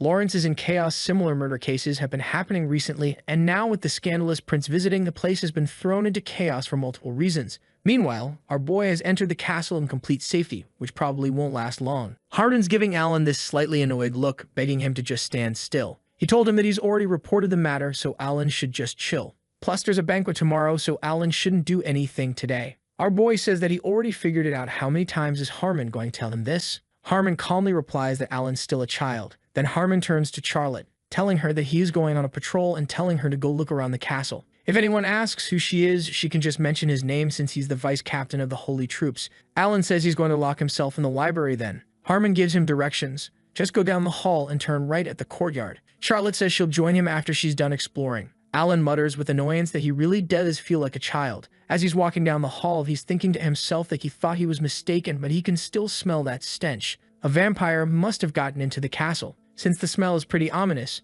it'd be better for him to stay quiet like he was told. Maybe he should just grab the book and run away? Wouldn't that be easier than getting dragged into all this drama? Alan's walking along the corridor saying how it feels like he's walking in circles. Then his attention gets caught by a statue in the courtyard. He wondered whose statue it was, and as he got closer, he realized that it was his mother's. Then he hears someone absolutely going off with the cursing. He peeks around and sees this old dude sitting there, ranting about how these useless idiots make him do everything himself. Then casually drops that maybe he should cut off their heads and use them as decorations. Alan's thinking, okay, this guy's definitely a murderer, and is about to bounce when the old man whips around. Starts yelling about how Alan should come straight to him the moment he arrived at the palace, then orders him to grab the bags and shovel. Alan's just standing there like, is this old man insane or what? But one look at the guy's face and he decides not to test it. So he goes to grab the stuff. While he's picking up this stupidly heavy bag of dirt, he's thinking he should have changed into those new clothes Harmon gave him. This old dude clearly thinks he's some new servant because of his outfit. He sets everything down and tries to politely excuse himself, mentioning there's been a misunderstanding. Then he notices the old man's hands are covered in dirt, so being the nice guy he is, Alan offers him his handkerchief. He even gives him some friendly advice about maybe not working alone and asking for help next time. The old man snatches Alan's hand, he gets this scary look on his face and says, so all those reports were true, his useless grandson really did lose his memory. That's why he doesn't even recognize his own grandfather. Cut to later, and our boy's standing in front of these massive doors looking stressed as hell. Behind the door, the guard announces that our boy is entering. He walks into the royal hall and the old man is sitting on the throne looking all intimidating. Alan's standing there remembering their earlier encounter, thinking, I can't believe that guy was the holy emperor. Kelt starts off saying he heard Alan took an active part in protecting the Ronia estate, also heard he killed the vampire count, and then he straight up asks our boy if that is true. Our boy pauses before answering. He's thinking about how even the people of Lawrence heard about the murder incident, so there's no way the Holy Emperor doesn't know a vampire was behind it. So instead of getting credit for Ronia, he says that although it's true that he killed the vampire, he couldn't have done it without the help of Harmon, Charlotte, Lord Janet, and all the people of Ronia Manor. Everyone contributed. It wasn't just his strength. He's thinking he'll just spread the credit around to avoid any problematic outcomes. The old man is sitting on the throne. He is somewhat taken aback by his explanation, but he says he understands. But our boy picks up on his hesitation as he is thinking about how he still looks annoyed. Before he could think anything else, the old man tells our boy to go back and rest since he just got to the capital. Alan agrees and says he hopes they can finish hunting the vampire without problems, then bounces. After he leaves, Kelt's sitting there thinking, did Alan learn about the vampire situation from Harmon? Just then he remembers how, just half a year ago, how useless this kid was, but now he accepts help with dignity. He even noticed vampires in the capital. He wonders, if someone loses their memory, does their entire character change? Maybe he's thinking that if he knew this earlier, he would have slammed his head on the wall himself. As he was getting caught up with his fantasies, he remembers the two names our boy said, Grill and Charlotte. Based on what Harmon said, they're survivors of the Harris family. If that's true, then them making quick work of the vampire isn't that big of a deal. But the thing that still bugs him is that the Harris family wasn't known for using divine powers. These guys were purely swordsmen, so something's not adding up. He's remembering a report from Lord Janet about how our boy saved soldiers on death's door with divine power. And that wasn't the craziest part of the report. The report even said that our boy used the goddess's blessing through his prayers and how he killed a vampire with a decorative gun. At first, Kelt thought it was complete nonsense. Kelt asks the people next to him what they think. These dudes immediately say it's obviously a lie. Our boy wasn't on the battlefield long and sure the masked guy had the same build. They probably just made a mistake. But then one of them adds if this divine power comes from the Emperor's bloodline. How else can it be explained? Kelt's sitting there with this annoyed expression, thinking he'll have to give up the throne soon. But he doesn't have an heir. He doesn't even have someone who can help him. If nothing had happened to Elisha that day, he would have chosen Luan as his heir. And it was because of that incident that Luan became so cold and distant. While he's having this internal crisis, the men are loudly saying that everyone knows our boy is a good-for-nothing. He couldn't have done such things. And their bickering just got louder and louder to the point that the old man had to step in and man, this guy has a serious temper. He says loudly that if they don't want to get punched in the face, they should shut up right now. That's when Count Palmer walks in. This bastard is the right-hand man of Luan. He suggests that since they have plenty of time, why not investigate this matter better? Lady Elisha's death anniversary is in 2 months. It would be great if Alan stayed in the castle until then. Since he's going to help catch the vampire anyway, why not let him rest until the upcoming banquet? The old man likes the idea, so he says that there's going to be a banquet soon, so there's no point rushing. They'll do as Palmer suggests. Then we cut to our boy. He's walking down the corridor, thinking to himself how this place is a total maze and how he's been walking in circles for hours. Finally, he gets inside the library and gets taken aback to see someone there. The person apologizes and says she'll leave right away. Our boy tells her that he could stay if she likes, but the girl is clearly terrified just by looking at him. So now our boy was standing there thinking if he has somehow gotten uglier, then he starts panicking, remembering something from long ago. Thinking just then, his system pops up with all of this girl's info. She's Alice Astoria, 17 years old, granddaughter of the Archbishop and Man. The girl has some serious powers and skills like love and forgiveness, incredible divine power and knowledge of magic. Alan reads this and thinks, oh, no wonder she's so uncomfortable because this idiot remembers that he used to torment her. Alan's standing there in peak awkwardness, then notices the girl's last name, and he realizes she's got the same surname as the author of the book he was looking for, which means the book was written by none other than the Archbishop himself. Alan's expression changes real quick. He's thinking, oh, I'm screwed, because after the stunt he pulled before getting kicked out, there's absolutely no way the Archbishop's going to let him anywhere near that book. Alan quickly apologizes, saying he might scare her. He explains that he lost his memory, so he doesn't remember most people in the castle. Meanwhile, he's looking at this terrified Alice thinking, yeah, that's fair. I wouldn't believe this garbage excuse either if I were her. Our boy decides the best course of action is to just grab the book and get the hell out of there. So he reaches up to where it should be on the shelf and then just stands there frozen because the book is there. Alice asks if he was looking for her grandfather's book, and Alan turns to her and nods. She's clutching the book in her hand, saying she's already read it, but she can give it to him. Alan, trying to be all polite now, says he doesn't want to distract her while she's reading. But Alice hands it over anyway, and when Alan sees the title, his eyes go wide. The book is about resurrection. Alice explains these are just notes from her grandfather's research, adding that there's nothing special about them. After all, people can be resurrected. Alan looks away in surprise, asking why resurrection can't be done. Alice explains that no matter how strong sacred powers are at giving life, it's impossible to catch a soul that's already left the body. Only necromancy can do that, and necromancy requires a huge sacrifice. Alan asks what would happen if someone had both sacred powers and magical powers. Alice explains those cases are incredibly rare. If you use both powers at the same time, your body could just explode. Alan's flipping through the book, asking if that's really true. He looks at it closely, saying he still doesn't think it's impossible after all. This is a book about resurrection, right? Alice looks at him, asking what he means. Alan says the book mentions that if you want to use sacred power better, you need to pray more. Sorcerers use mana and spells, and dark sorcerers use magical powers and life force. So isn't there a way for someone to use sacred power better? Alice says if he's asking about a better method than prayer, magical tools could be used. She starts to mention something about resurrection being possible when Alan suddenly cuts her off. He gets all flustered, saying loudly that he's delayed her with his conversations. It's late. She should go home. She seemed uncomfortable with him from the start, and there's no point denying it now. Then this bastard starts physically pushing her towards the gate. She clearly wants to say something, but our boy just keeps shoving her toward the exit, tells her not to worry about the library because he'll turn off the lights when he leaves, and then slams the door right in her face. So now Alice is standing outside like, what the hell just happened? Wondering what's gotten into that idiot all of a sudden. What was all that about resurrection? She thinks he might just be bluffing like he always does, but something about his aura was different. The guy seemed genuinely serious this time. Before she can think about it any further, a wild archbishop appears, asking her how she's doing and telling her to be cautious because that damned seventh prince has returned. He then hands her a bird mask and tells her it's time to get to work. With that, both of them, along with a bunch of priests,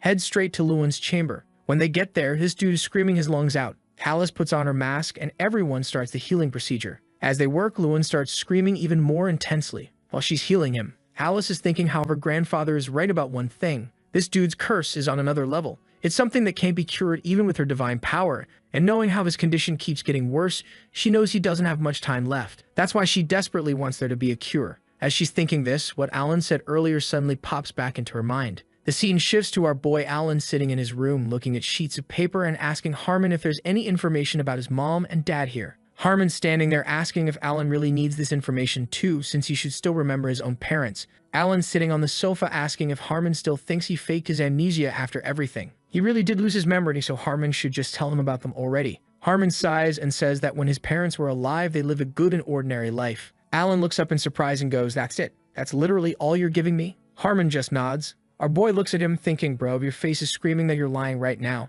The poker face game is weak with this one. Alan's sitting there thinking he wanted to know about family relationships, but everything looks suspicious as hell. Since this is a royal family, the important stuff probably isn't shared with everyone. Just then, Harmon mentions there's going to be a banquet soon, asking if Alan is ready for it. Our boy straight up rejects the idea without even thinking about it. Harmon tries to persuade him, saying how Charlotte learned castle etiquette specifically for this moment so she wouldn't disappoint him. But nah, our boy still doesn't care. Harmon then asks our boy what he will do if Prince Lewin joins the banquet. Our boy, with that stupid confused face of his, straight up asks, who the hell is that? Harmon told him to look at the family tree and he'll surely find him there. He points at Lewin's photo, telling Alan that Lewin is his older brother, and more importantly, someone he has to be most careful of. Then we cut to Lewin, and this guy is having some serious issues. Ever since he heard they're throwing a banquet for Alan, he's been losing his mind. Then we cut to the day of the banquet, and the whole thing kicks off with your typical fancy feast, set-up musicians playing, food everywhere, and nobles doing their noble thing. The lords all smiles talking to Alice, saying how beautiful she's grown and she's putting on her best thank you so much face while internally freaking out. Turns out her grandfather specifically told her not to come to this banquet. She's having this whole flashback where her grandpa was absolutely losing his mind, yelling about how this banquet is for the prince. Alice is thinking, well, grandpa didn't show up because he's busy babysitting the first prince, so someone from our family should be here. Then Duke Fulmer enters the scene. He walks up to Alice, hits her with the "you're beautiful as always" line, then escalates it to "you're literally the reincarnation of the goddess Gaia." The nobles around them start gossiping immediately. They're whispering about how the Duke is super popular with women lately, which is weird because he's low-ranking by their standards. Someone mentions he's not interested in power and instead spends his time doing volunteer work. Man, these people are so deep in their power games that basic human decency confuses them. Alice overhears this trash talk and gets mad. Fulmer notices and tries to smooth things over. He explains that after his wife died, volunteering became his whole life purpose, then admits it's not quite aristocratic of him. Alice jumps in and loudly disagrees, saying he deserves respect. But then she starts having this internal crisis. She's thinking about how Fulmer is objectively a good dude. He served Lady Elisha back in the day. Now he's loyal to the first prince. He's always looking out for others, never chasing power. He's basically the ideal nobleman. So why does she feel so uncomfortable around him? She excuses herself to go greet other people because standing next to him is giving her bad vibes she can't explain. Meanwhile, we cut to these other lords, Janet and Grill, who are absolutely stressed. Janet's over here shaking and grinding his teeth, complaining about being dragged to this event as a lord from afar. Alice spots them and thinks, oh thank God, people I'm actually comfortable with. She walks over and greets them, and they're like, wait, you're the Archbishop's granddaughter? Janet says that he's only seen her from afar before. Just then, our boy Alan shows up looking serious, clutching some cloth in his hand like it's his emotional support blanket. He locks eyes with Duke Fulmer across the room, and Fulmer gives him this look. After the formal entrance, Alan sits down and he's genuinely shocked. He's thinking, wait, there are actually people here? This man had zero expectations. He figured since he's the prince with no rights to the throne, the one who got literally kicked out of the castle, that his banquet would be him, maybe 3 servants and a sad plate of crackers. But nope, the hall is packed. He looks over at Charlotte, who's just standing there looking lost, and asks why she's attracting so much attention. Charlotte's doing that thing where she keeps her hands behind her back and looks away. Alan's like, you just look more aristocratic than me. He asks if those lessons actually worked. Harmon chimes in, saying that the ability to present yourself can't just be learned in lessons, and Alan's like, wait, are you saying I don't have the ability to present myself? That's when Duke Fulmer walks up to them. He's all smiles, arms spread wide, and greets our boy. Alan looks at him like, who is this guy? And Harmon immediately goes into damage control mode. Harmon introduces the Duke, and Fulmer laughs it off, saying it's totally fine that Alan doesn't remember him. It's been a while since they last met. Then he apologizes for not being there during Alan's difficult situations. Our boy shakes his hand, and he's thinking about how the Duke used to serve his mother and now supports the first prince. He's one of the few people from his mom's circle that Alan actually remembers. Seems like a decent guy, but just then a system window pops up and drops all of this bastard's info. Turns out he is a vampire and he is currently thirsty. Alan is gripping Fulmer's hand while mentally freaking out. This bastard then starts giving off dark energy vibes, asking if Alan enjoyed the food at the banquet. Alan's trying to play it cool, saying, yeah, it was delicious, while internally freaking out because he just unconsciously released some sacred power. A vampire should be hissing and backing away from holy energy, but this dude is just standing there smiling. This bastard then leans in closer and says how it's been a long time since Alan had royal cuisine. And Alan's brain is going, hold up, since when has this guy been in the castle? Then Alan notices it. The Duke is standing with his hands behind his back, and Alan's looking around the hall when he realizes people have red eyes. The system windows start popping up. Fulmer, still playing the polite noble, asks if Alan is looking for something. Our boy stands up from the sofa and says, oh yeah, I just remembered something that upset me during the meal. He then turns to a waiter and asks him to bring the alcohol as he grabs the bottle. Alan instantly turns the alcohol into holy water. So now our boy is standing there with this evil grin on his face, turning to Duke Fulmer like, hey buddy, why don't you have a drink too? And Fulmer, still playing Mr. Perfect Nobleman, quickly agrees. So now our boy is going, drink it, drink it, drink it, and show me your true vampire face. He's convinced Fulmer is the shadowy figure from that murder scene. The Duke picks up the glass and just chugs it. Then he's smiling, putting his hand on his head and saying, oh my, I think I'm already drunk. Alan's staring at him like, bro, you don't look drunk at all. So Alan does what any reasonable person would do. He grabs the entire bottle and asks, is that so? The crowd is looking over in shock like, what is the 7th prince doing?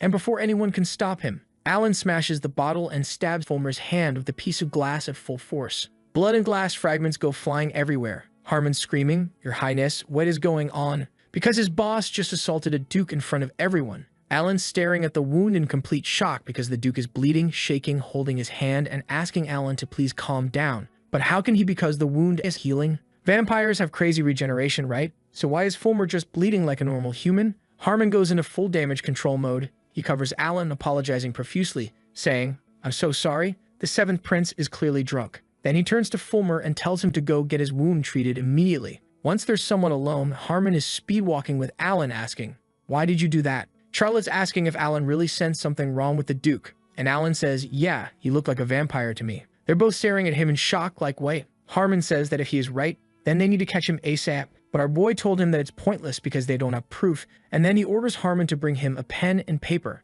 Meanwhile, Duke Fulmer is sprinting down the corridor. He runs into a room, closes the door, covers his mouth, and immediately starts to spill everything all over the floor. Turns out the holy water did work, just on a delayed timer. He's clutching his bloody mouth, thinking it was a curse. Then this dude's true form starts showing. He is thinking about how our boy figured out who this bastard really is. He's coughing up blood, thinking, I need to cut out all my burned organs. I need new blood and fresh meat right now. And perfect time, a maid named Amelia shows up saying she's here to clean his room. This bastard invites her in. She walks into the room apologizing for the interruption, and he's like, no need to apologize, clean as you please. Yeah, that maid is 100% about to become vampire food. The scene shifts and we see other maids looking at the Duke's open door, greeting him as he walks out. Fulmer is adjusting his jacket, smiling and saying what a very good dinner it was. He comments on how busy they must be because of the banquet, and the maids are like, "Aw, you're the only one who worries about us." He casually mentions that the maid Milia works so well that he's thinking of hiring her to his estate. He asks them to convey his request to the Chamberlain. The maids are all excited, saying, "Oh wow, working for someone like you would be amazing. Milia would be so happy." Meanwhile, we know that Milia is probably dead in that room, and this dude just ate her. As Fulmer walks away laughing, saying there's nothing special about his estate, one maid points out that the banquet hall is the other way. He stops and says he's not going back to the banquet, he's going to visit Luanto give an evening greeting. Then we cut to our boy. He's holding a piece of paper and says that he's written everything down. Harmon looks at it and asks, "Is it really that many?" Alan's looking at this list like he's checking his grocery shopping and says, "These are only the ones I saw on the first floor." Charlotte points out there are a lot of aristocrats present, and Harmon says that while they can't prove anyone's a vampire, at least none of them are parents, so it's not the worst situation. Alan looks confused and asks, "What do parents mean?" Harmon explains it, saying basically, in the vampire evolution process, if someone is vampire instead of being turned, they're called parents, like that vampire Duke they defeated before. These parents are the ones who create other vampires, and their specialty is hiding among humans. Alan asks if they can really hide even from sacred powers, and Harmon says yes, these freaks can change bodies with people they've killed. Alan crushes the paper in his hand, then he turns to Harmon and asks if he has a pretty high position in society. Harmon looks confused but says yeah, he's high-ranking enough to command a group of knights. Our boy then orders him to catch everyone on this list first, figure out the situation, and kill them if necessary. Harmon takes a quick look at the list and then turns to Charlotte, saying he'll take full responsibility, but Alan cuts him off, asking why Harmon's only worried about him. He should worry about himself. Since they can't prove who's a vampire, they'll kill suspects first and watch if they turn to ash. He adds that the Duke has probably already figured out that Alan exposed him, so if they don't hurry, he'll be in danger. Without wasting a second, he agrees. Before going, Charlotte tells Alan to be careful as they leave. Alan's watching his subordinates go, thinking, okay, now I just need to hidey. Just then an idiot with a red head calls out to him. So this idiot walks up to Alan, turns out it's his older brother. The system window pops up showing Lupel's stats, and man, this guy's character sheet is wild. He's cunning, insanely good with a spear, trusting, but also afraid of everything. The window says he'll definitely become the next emperor based on his mama. Alan's reading this thinking, what's with these contradictory-ass characteristics? Dude's both trusting and cunning? Pick a lane, bro. Lupel smiles, puts his hand on his chest all dramatic-like, and asks if Alan really lost his memory and how sad he is. Before he could begin explaining himself, Alan cuts him off mid-sentence and goes, "You're the third prince, right?" Lupel raises his hands with this smile, and Alan's thinking about how Harmon warned him about this guy. Apparently, this idiot is a mama's boy, and with that stupid personality of his, he has almost zero divine presence. Lupel yawns, bringing his fist to his mouth all casual, and says it seems like Alan hasn't completely forgotten him after all. Alan doesn't confirm or deny. He just mentions that Harmon told him about Lupel. The third prince smiles and says, sure, let's go with that story. Then he says that none of the other brothers showed up to today's banquet. Alan should be upset, though they must have more important things to do. Alan smirks, thinking this dude's clearly trying to piss him off. Our boy turns to his brother and says one brother is enough. Lupel arrogantly puts his hand on his hip and explains he was only able to come because his schedule happened to be free today. Then this bastard's smile turns ominous. He leans in and says if our boy came to the castle aiming for the throne, it could easily become enemies. Alan's looking at the hand on his shoulder, getting more annoyed by the second. Lupel tells him to just keep living the way he's been living, then turns away, raises his hand in a dismissive wave, and says he's leaving. Alan watches him go, thinking that even if he weren't here, Lupel still wouldn't become the next emperor. Then he completely forgets about this fool and focuses on his actual mission. Our boy starts walking away, reminding himself that since he doesn't know how strong Fulmer really is, he needs to conserve his energy. The plan is simple. Hide until Harmon and Charlotte finish their job as he was about to bolt. Alan instantly stops when he hears his name being called across the entire hall. It's Luan telling Alan to come out immediately. So now our boy is standing there thinking what kind of idiot the original 7th prince was for everyone to hate him. Our boy turns and sees that it's Luan that was screaming on top of his lungs. Just then a system window pops up with all of Luan's info, and his characteristics are a bit concerning. He is both generous and Klupel. Due to that incident, he has now got a rotting body, but bro is a master swordsman and also has the qualifications to be a wise ruler, but also the qualifications to become a tyrant. And oh yeah, and most crazy of all, he wants to kill our boy for ruining his mother's reputation. Alan stares at him, thinking the rotten smell and magical power coming off this guy are absolutely insane. Luan is somehow still alive while basically living in a corpse. His willpower alone deserves respect because staying conscious in that condition. That takes some serious mental fortitude. Before Alan can process any of this, Luan quickly grabs him by the shirt without warning. He looks at our boy and says, "How dare Alan insult his subordinate? The counts serve their mother, and there's no way Alan doesn't know that. Why does he constantly insult good people and do everything possible to go against Luan?" The first prince, coughing up blood from his mouth, furiously asks why Alan continues to trash their mother's honor. Just then the old man walks in. Seeing this scene, he asks what the hell they're doing. Kelt looks at the scene and asks again why no one's answering him. Then this dude sends a stream of light energy forward like a warning shot and demands to know what's happening. Alan grits his teeth, raises his hand against the powerful energy wave, and thinks even the Emperor's voice contains massive amounts of divine power. The Emperor glares at Luan, who's still coughing up blood, and addresses him by his royal status. Kelt looks to the side with this serious expression and orders the Archbishop and other doctors to take Luan away immediately and help him. Then he turns his attention to Alan and asks him to explain himself. He heard that the 7th prince insulted the Duke of Fulmer. Is that actually true?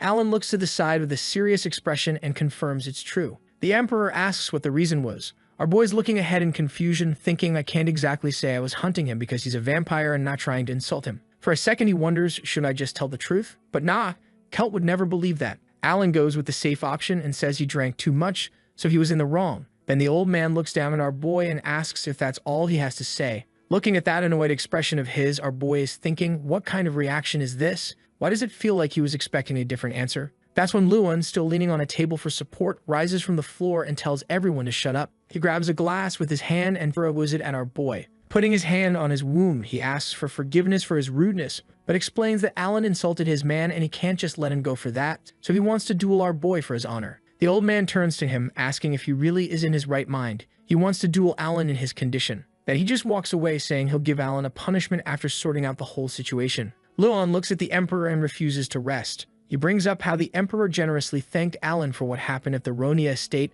then says that he too wanted to see Alan's true nature. After this fight, he can know for sure whether he really can hunt vampires or did he just steal the spotlight. Luan calmly says, aren't you curious too? Basically guilt-tripping the Emperor into approving a death match. Royal politics at their finest, folks. Raphael's panicking. He turns to the Emperor, insisting they stop this madness, but the Emperor turns away and leaves. Luan, with his half-dead body, turns to our boy and says that the Holy Emperor has approved their duel. He points at Alan, saying he'll rid him of arrogance. Alan's just standing there thinking, nobody even asked me if I wanted to fight. Up on the balcony, nobles are whispering. One says, the 7th prince is up to his old tricks again. Another suggests leaving before things get worse. Grill drunkenly shouts, our 7th prince might be a freak, but he's a good guy. Janet immediately covers his mouth, apologizing to Lady Alice. But Alice isn't listening, she's focused on Alan. She noticed that our boy passed Harmon a note before the duel. She's curious about its content. Right now, she only knows that it may be important. She grips the railing, piecing things together, then says, I'm going down first, determined to prevent any casualties, which is adorable, considering one brother's half-rotted and the other just started a vampire purge. Alan's standing there with a stick, wondering why he's stuck in a family this dysfunctional. He looks at Luan, who looks ready to drop dead, thinking, they're really letting him fight like this. But the Emperor doesn't care. The Archbishop's useless too. The Archbishop then explains the rules of the duel. The use of the sacred power is forbidden because Luan's body can't handle it, and Alan supposedly killed a vampire without relying on it. So this is a test of his martial skills. Standing there, our boy is freaking out, thinking, wait, I only use sacred power. I don't even know how to use a sword. Then he starts cursing his situation, thinking how those who can protect him aren't even here. Knowing fighting is the only way out, he grips his sword and turns to Luan. Luan smirks, asking if Alan's ready. The Emperor gives the signal telling both of them to respect the Brotherhood, and with that, the duel between our boy and the half-dead prince began. Alan charges forward and immediately drops to his feet and shouts, I surrender. Everyone freezes. He even folds his hands like he's praying and declares loudly, I surrender to Luan because I am very afraid of him. The Emperor angrily hits his own face with his hand, thinking, did Alan do this because he didn't want to fight, or because he was worried about Luan's condition? It doesn't matter what the reason was and just calls Alan a fool. Alan says, you asked us to respect each other because we're brothers, which is technically true, but also the most cowardly interpretation possible. Luan loses it. He breaks his weapon, calling Alan a freaking trash. He then says how our boy first humiliated his man and was now looking down at him because he was half dead. Then Luan starts throwing curses at our boy, and our boy genuinely looks surprised. He basically goes, brother, think about your princely dignity. But Luan is past reason. He charges up sacred energy and attacks. Alan panics, thinking if I don't block this, I'll explode. He looked past Luan to see if the old man had any intention of stopping this now, but nah, he was just standing there. Then, out of nowhere, he summons a shovel. People stare. Someone says, is that spatial magic? The other guy replies that it can't be because he didn't sense any mana. Alan's blocking his brother's blows with his shovel, thinking how is Luan even still standing with such a body?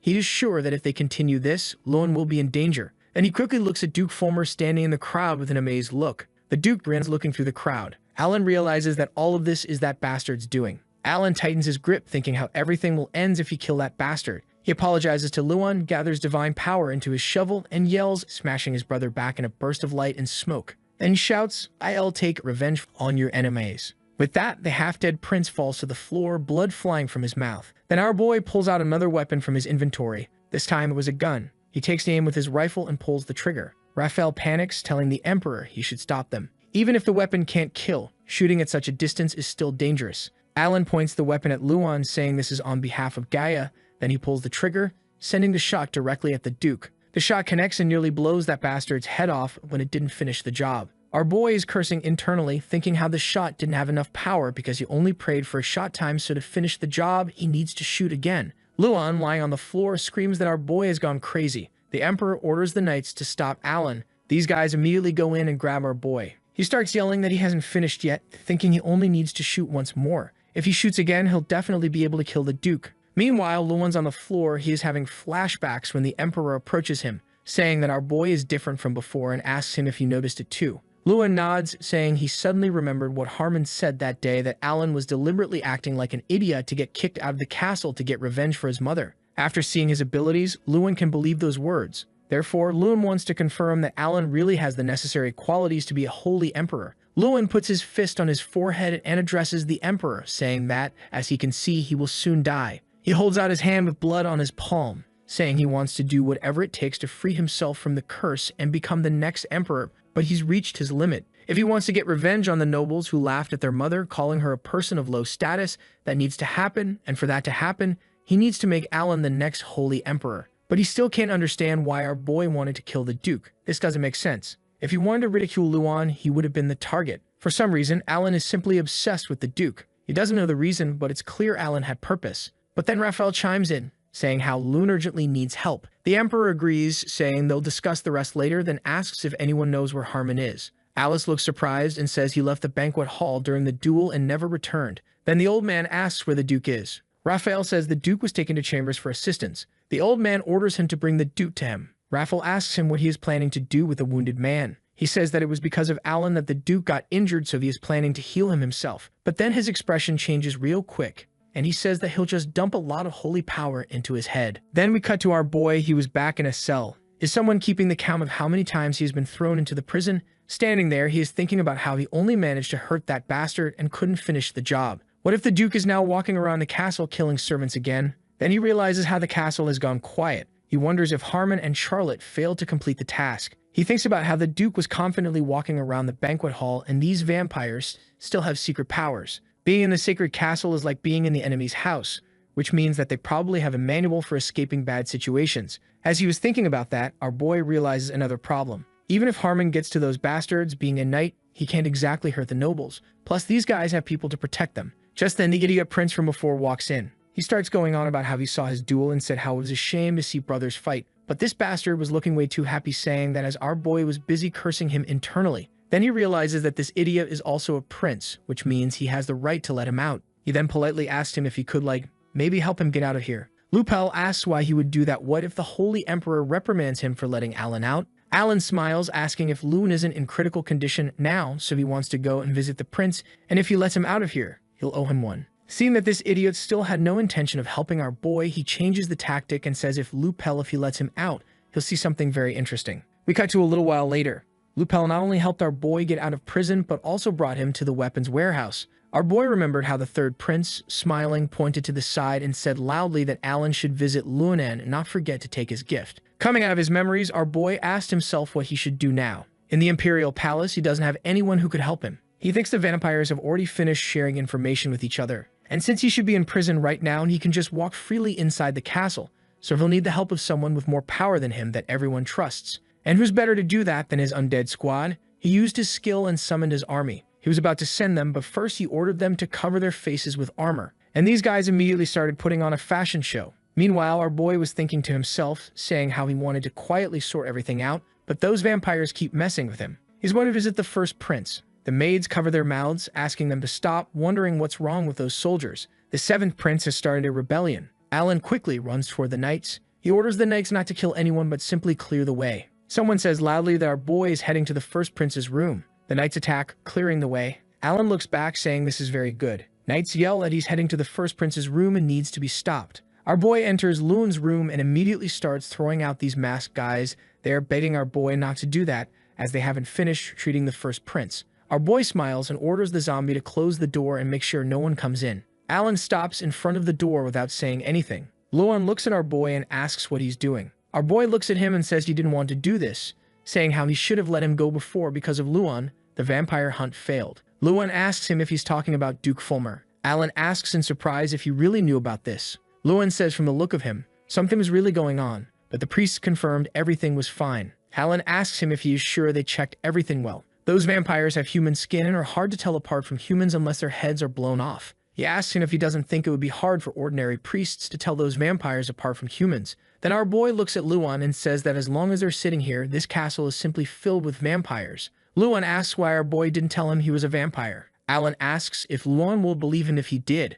Luan clutches the blanket with his hand and says if our boy showed them his true self and told the truth, they would believe him. Alan looks away and asks what he means by telling the truth. If Luan wants the truth, then he no longer wants to be associated with this family or the vampires. Our boy puts on a mask and quickly raises the shovel, saying Luan should pay for everything he suffered till now as he stabs him with the shovel. At the same time, Raphael quickly runs down the corridor asking what's going on. A knight told him that our boy has somehow amassed an army and has captured the first prince's room. The archbishop asks how they allowed this to happen after he left his post for just a minute. Raphael, looking at the crowded knights, calls them fools. The archbishop strikes the knights, asking how they could be worse than this old man. He looks in surprise at the fallen body of the undead. Raphael, looking at the zombie, wonders if this is really a dead man. Did the seventh prince control the dead? He wonders if that good-for-nothing, useless, idiotic prince had turned to the dark arts. Looking at the undead, he thinks about how these guys aren't like the normal undead. They are overflowing with divine power. He thinks about how these creatures contradict the laws of this world.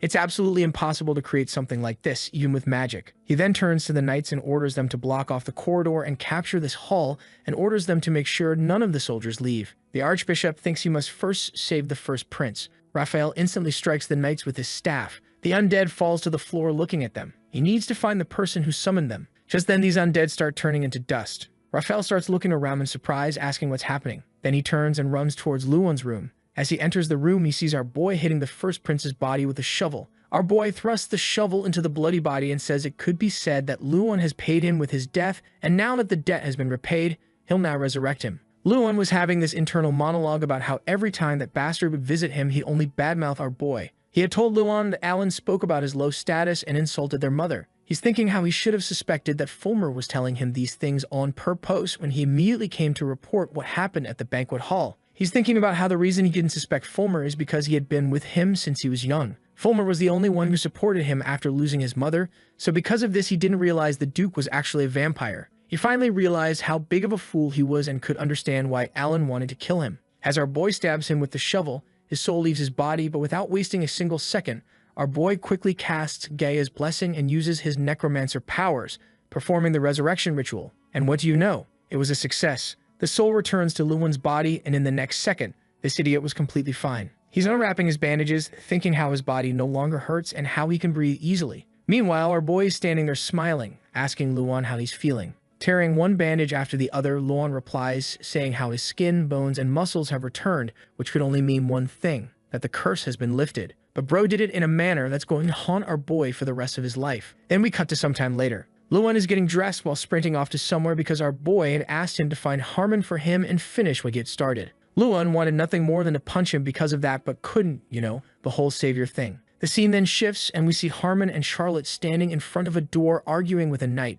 Just then, Luan places his hand on Harmon's shoulder. As he turns, he gets surprised seeing Luan standing next to him, all fine. The knight quickly bows and Harmon is still all surprised, asking him if his curse has been lifted. Luan tells him that they can talk about it later and orders him to show the list. Harmon gets all surprised, and before he could come up with some excuse, Luan tells him that our boy had already told him everything. Harmon quickly shows him the list and Luan gets surprised to see so many names. He says how things could get complicated. Harmon nods and then apologizes for not killing these bastards soon enough. But Luan told him not to worry about that, as it just makes things easier for him, He'll kill all these bastards in one go. He then uses his royal authority and summons the Order of the Red Cross, maybe instantly or sometime after, as he said that, these scary-looking dudes with blood-red sickle to show up ready for a massacre. Looking at them, Harmon starts thinking about how the Red Order is made up of soldiers specially trained to kill the apostles and heretics, and these guys only take orders from the royal family, making them the greatest military power of the empire. Luan shows them the list, telling them how these guys are the target of today's hunt. They're the enemies of the Holy Empire as well as the culprits behind his mother's death, so they are not to spare a single one.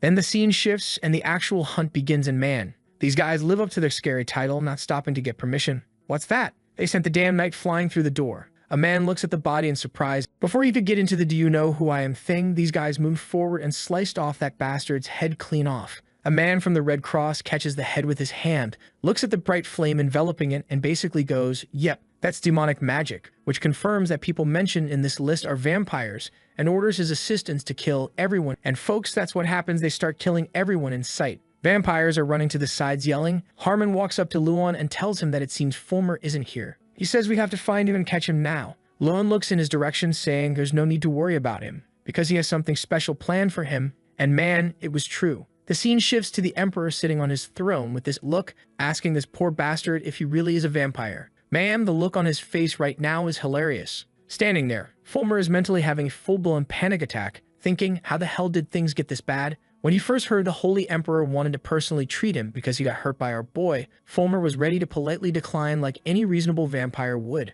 But then Celt raises his hand with this absolutely terrifying look on his face and asks if he's being too blunt. The Emperor then gets close to him, saying how if the Duke was just some regular dude, he'd ask for forgiveness later. But if Fulmer turns out to be a vampire, you won't be able to let him walk out of here alive. Fulmer asks the old man if he's doubting the priests. Celt says he hopes Fulmer will help him out so he can actually trust somebody for once. The Duke looks up, turns to his majesty, and suddenly he's hearing death from all directions. There's hunting and chasing going on. People are fleeing the palace left and right. This whole thing should have ended peacefully after Fulmer threw the 7th prince behind bars, but nope. Now somehow vampires are the ones being hunted like animals. Fulmer looks away, thinking he needs to get the hell out of here ASAP. The problem is, being detained by the Emperor himself makes that whole escape plan pretty damn difficult. And the old man isn't making it easy. He's staring at him, telling this bastard to look at him. Meanwhile, Fulmer's mentally scanning the room. No weapons, no holy knights anywhere in sight. He knows the Emperor is the legendary hero who killed Ammon. But right now, he's just an old man. Unlike vampires with their immortality, Celt's just a living creature with limited time. And Fulmer, who's almost reached the level of a parent-class vampire, figures maybe, just maybe, this would be easy. Man, this is something that could feature in Dumb Ways to Die. The Duke starts laughing. The Emperor looks at him like, why are you laughing? Did I say something funny? Fulmer bends forward and just loses it, laughing his ass off. Then he straight up calls him just an old man. He then accepts that he's a vampire. And then this bastard bites down on his own hand, saying how since he's a vampire, he doesn't have to respect some old geezer like him. As his hand rapidly regenerates, he starts laughing like a maniac, saying how he's a predator who'll eat him today. He sends his newly transformed hand toward the Emperor, and he manages to capture him. But in the next second, the old man calmly walks out of there with this absolutely terrifying aura radiating from his eyes. This bastard looks at him and mentally goes, what the hell is the deal with this old man? In the next second, Celt rips his hand off and charges straight at him. With just one punch, he sends Fulmer flying straight into the wall. Walking up to him, he asks Fulmer, who isn't even a parent-level vampire, what made him believe in himself so much. He reminds him how he killed Ammon, asking him if he really thought that he couldn't handle one simple vampire. He asks him if he forgot who he was, and then, without wasting a second, he rips off his head. The Emperor looks at Fulmer's head in his hands and goes, yeah, it does seem like you're stronger than the others. Then looking him straight in the eyes, he tells him not to die yet, as he still has to figure out the truth behind Alusha's death, and then casually mentions that from now on, he'll experience a fate worse than death. Then we cut to the idiot redhead and his mom. She's asking him if he really helped our boy escape. The 3rd prince, looking sad, says he wasn't trying to help him. The next thing you know, a vase smacks his head. Darina slams her hands on the table and yells that she told him to sit and do nothing. She grabs him by his clothes and shouts that he ruined everything. Then she suddenly stops with a puzzled look, turns forward and loudly apologizes, asking if he's hurt. She hugs him with tears in her eyes, saying she loves him so very much. She says she's only trying to make Lupel the next emperor, and only then will the 3rd prince truly matter to anyone. The 3rd prince opens his eyes and says he's not the one of low birth from Alusha's bloodline. Darina turns to her beloved firstborn and asks if he understands his mother. Lupel agrees with her, saying he'll definitely become the next emperor. Man, this family is toxic as hell. Then we cut to 3 weeks later at the legal bureau of the Holy Empire. Everything's finished. Half the people on that vampire list got killed on the very day the hunt began. The remaining vampires were executed in the public square. Some of the vampires were secretly added to experimental materials that kept getting updated. The incident that went down in the capital of the Holy Empire became big news, and talk about it spread throughout the entire continent. But more importantly, the appearance of someone who could see vampires caused serious waves across the country. And guess who's suddenly in the spotlight? Our boy's now famous for all the wrong reasons. Raphael extends his hand and loudly orders everyone to shut up. He announces that from now on, there will be a meeting regarding Alan. And our boy just looks forward with this absolutely puzzled expression, probably thinking, why is my life like this? Alan raises his hand and asks for forgiveness, wondering what the hell this interrogation is even about. The Archbishop starts explaining how our boy led soldiers and destroyed part of the Imperial Palace, violating the laws of the Holy Empire. Our boy smiles, thinking maybe I should just lock him up and toss him in the same cage with those vampires. The old man turns to Raphael and says he doesn't understand a word of what the Archbishop just said. He asks him what specific laws our boy actually violated. Raphael looks away and says Alan was leading the knights without permission, so he'll be convicted of rebellion. Lewin interrupts him, saying that in case of an emergency, everyone related to the Emperor by blood has the right to lead their knights. He smiles and says there's nothing wrong with what our boy did. Besides, Lewin's the person who was directly involved in this whole mess, and the Holy Emperor is fine, so what's the problem? Alan thinks with this tired look, will the family really protect their own? He's got this weird feeling they're actually trying to help him out. Lewin raises his hand, closing his eyes, and says if there's a problem with this, he'll simply call the Inquisitors again to find out what Alan's real intentions were. The old man then chimes in. He says they'll find out if Alan really wanted to start a rebellion or if this is just Raphael's personal beef with our boy. Kelt turns to the Archbishop and asks if he's right. Raphael angrily points his staff forward and yells for them to stop. He says how this was all for the show and how he was about to give Alan credit for getting rid of the vampires and reward him for that. Both Lewin and the old man cover their mouths with their hands, shaking while holding back laughter. Raphael asks with pure anger how dare they mock the Archbishop like this. Alan looks away with a smile, thinking it's true there will be an awards ceremony after this. As he was about to move to the next thing, he paused for a second. The assistant turns to him, asking if something's really wrong. Raphael looks at our boy and says before finishing this interrogation, he'd like to ask the 7th prince a question.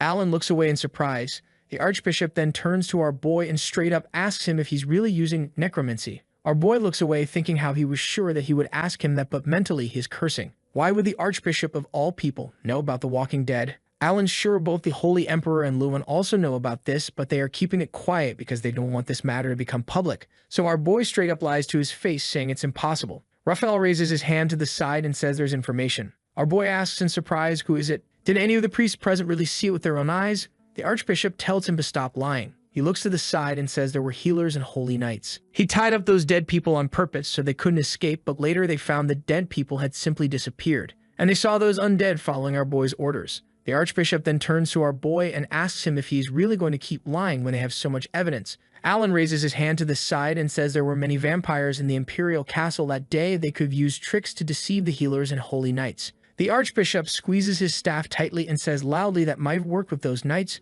but an Archbishop like him couldn't be fooled. Alan looks at him, thinking it's true, but they're talking about holy undead here. A priest who's never seen them in person wouldn't be able to believe it, so our boy can still lie to them right now. If only he could be friends with Raphael. Our boy raises his hand and asks if he's really interested. He looks forward and asks if he can tell him the truth. The Archbishop extends his hand toward him, asking if he's really going to confess to what he did. Alan lowers his head, raises it, and goes nope. Then we cut to some time after our boy walks out of the castle and the best girl, Charlotte, is waiting for him outside. Then, handing him a robe, she asked him how he is doing since he's been in bed for the past 3 weeks. It must be hard keeping up with such a busy schedule like today. Our boy smiles, adjusts his jacket, and says he's fine except for being a little sleepy. At that moment, he realized how after he used the skull of Aemon, he had to spend 3 weeks in bed. He didn't know the punishment for reviving would be so severe. Just then, Harmon walks up to our boy.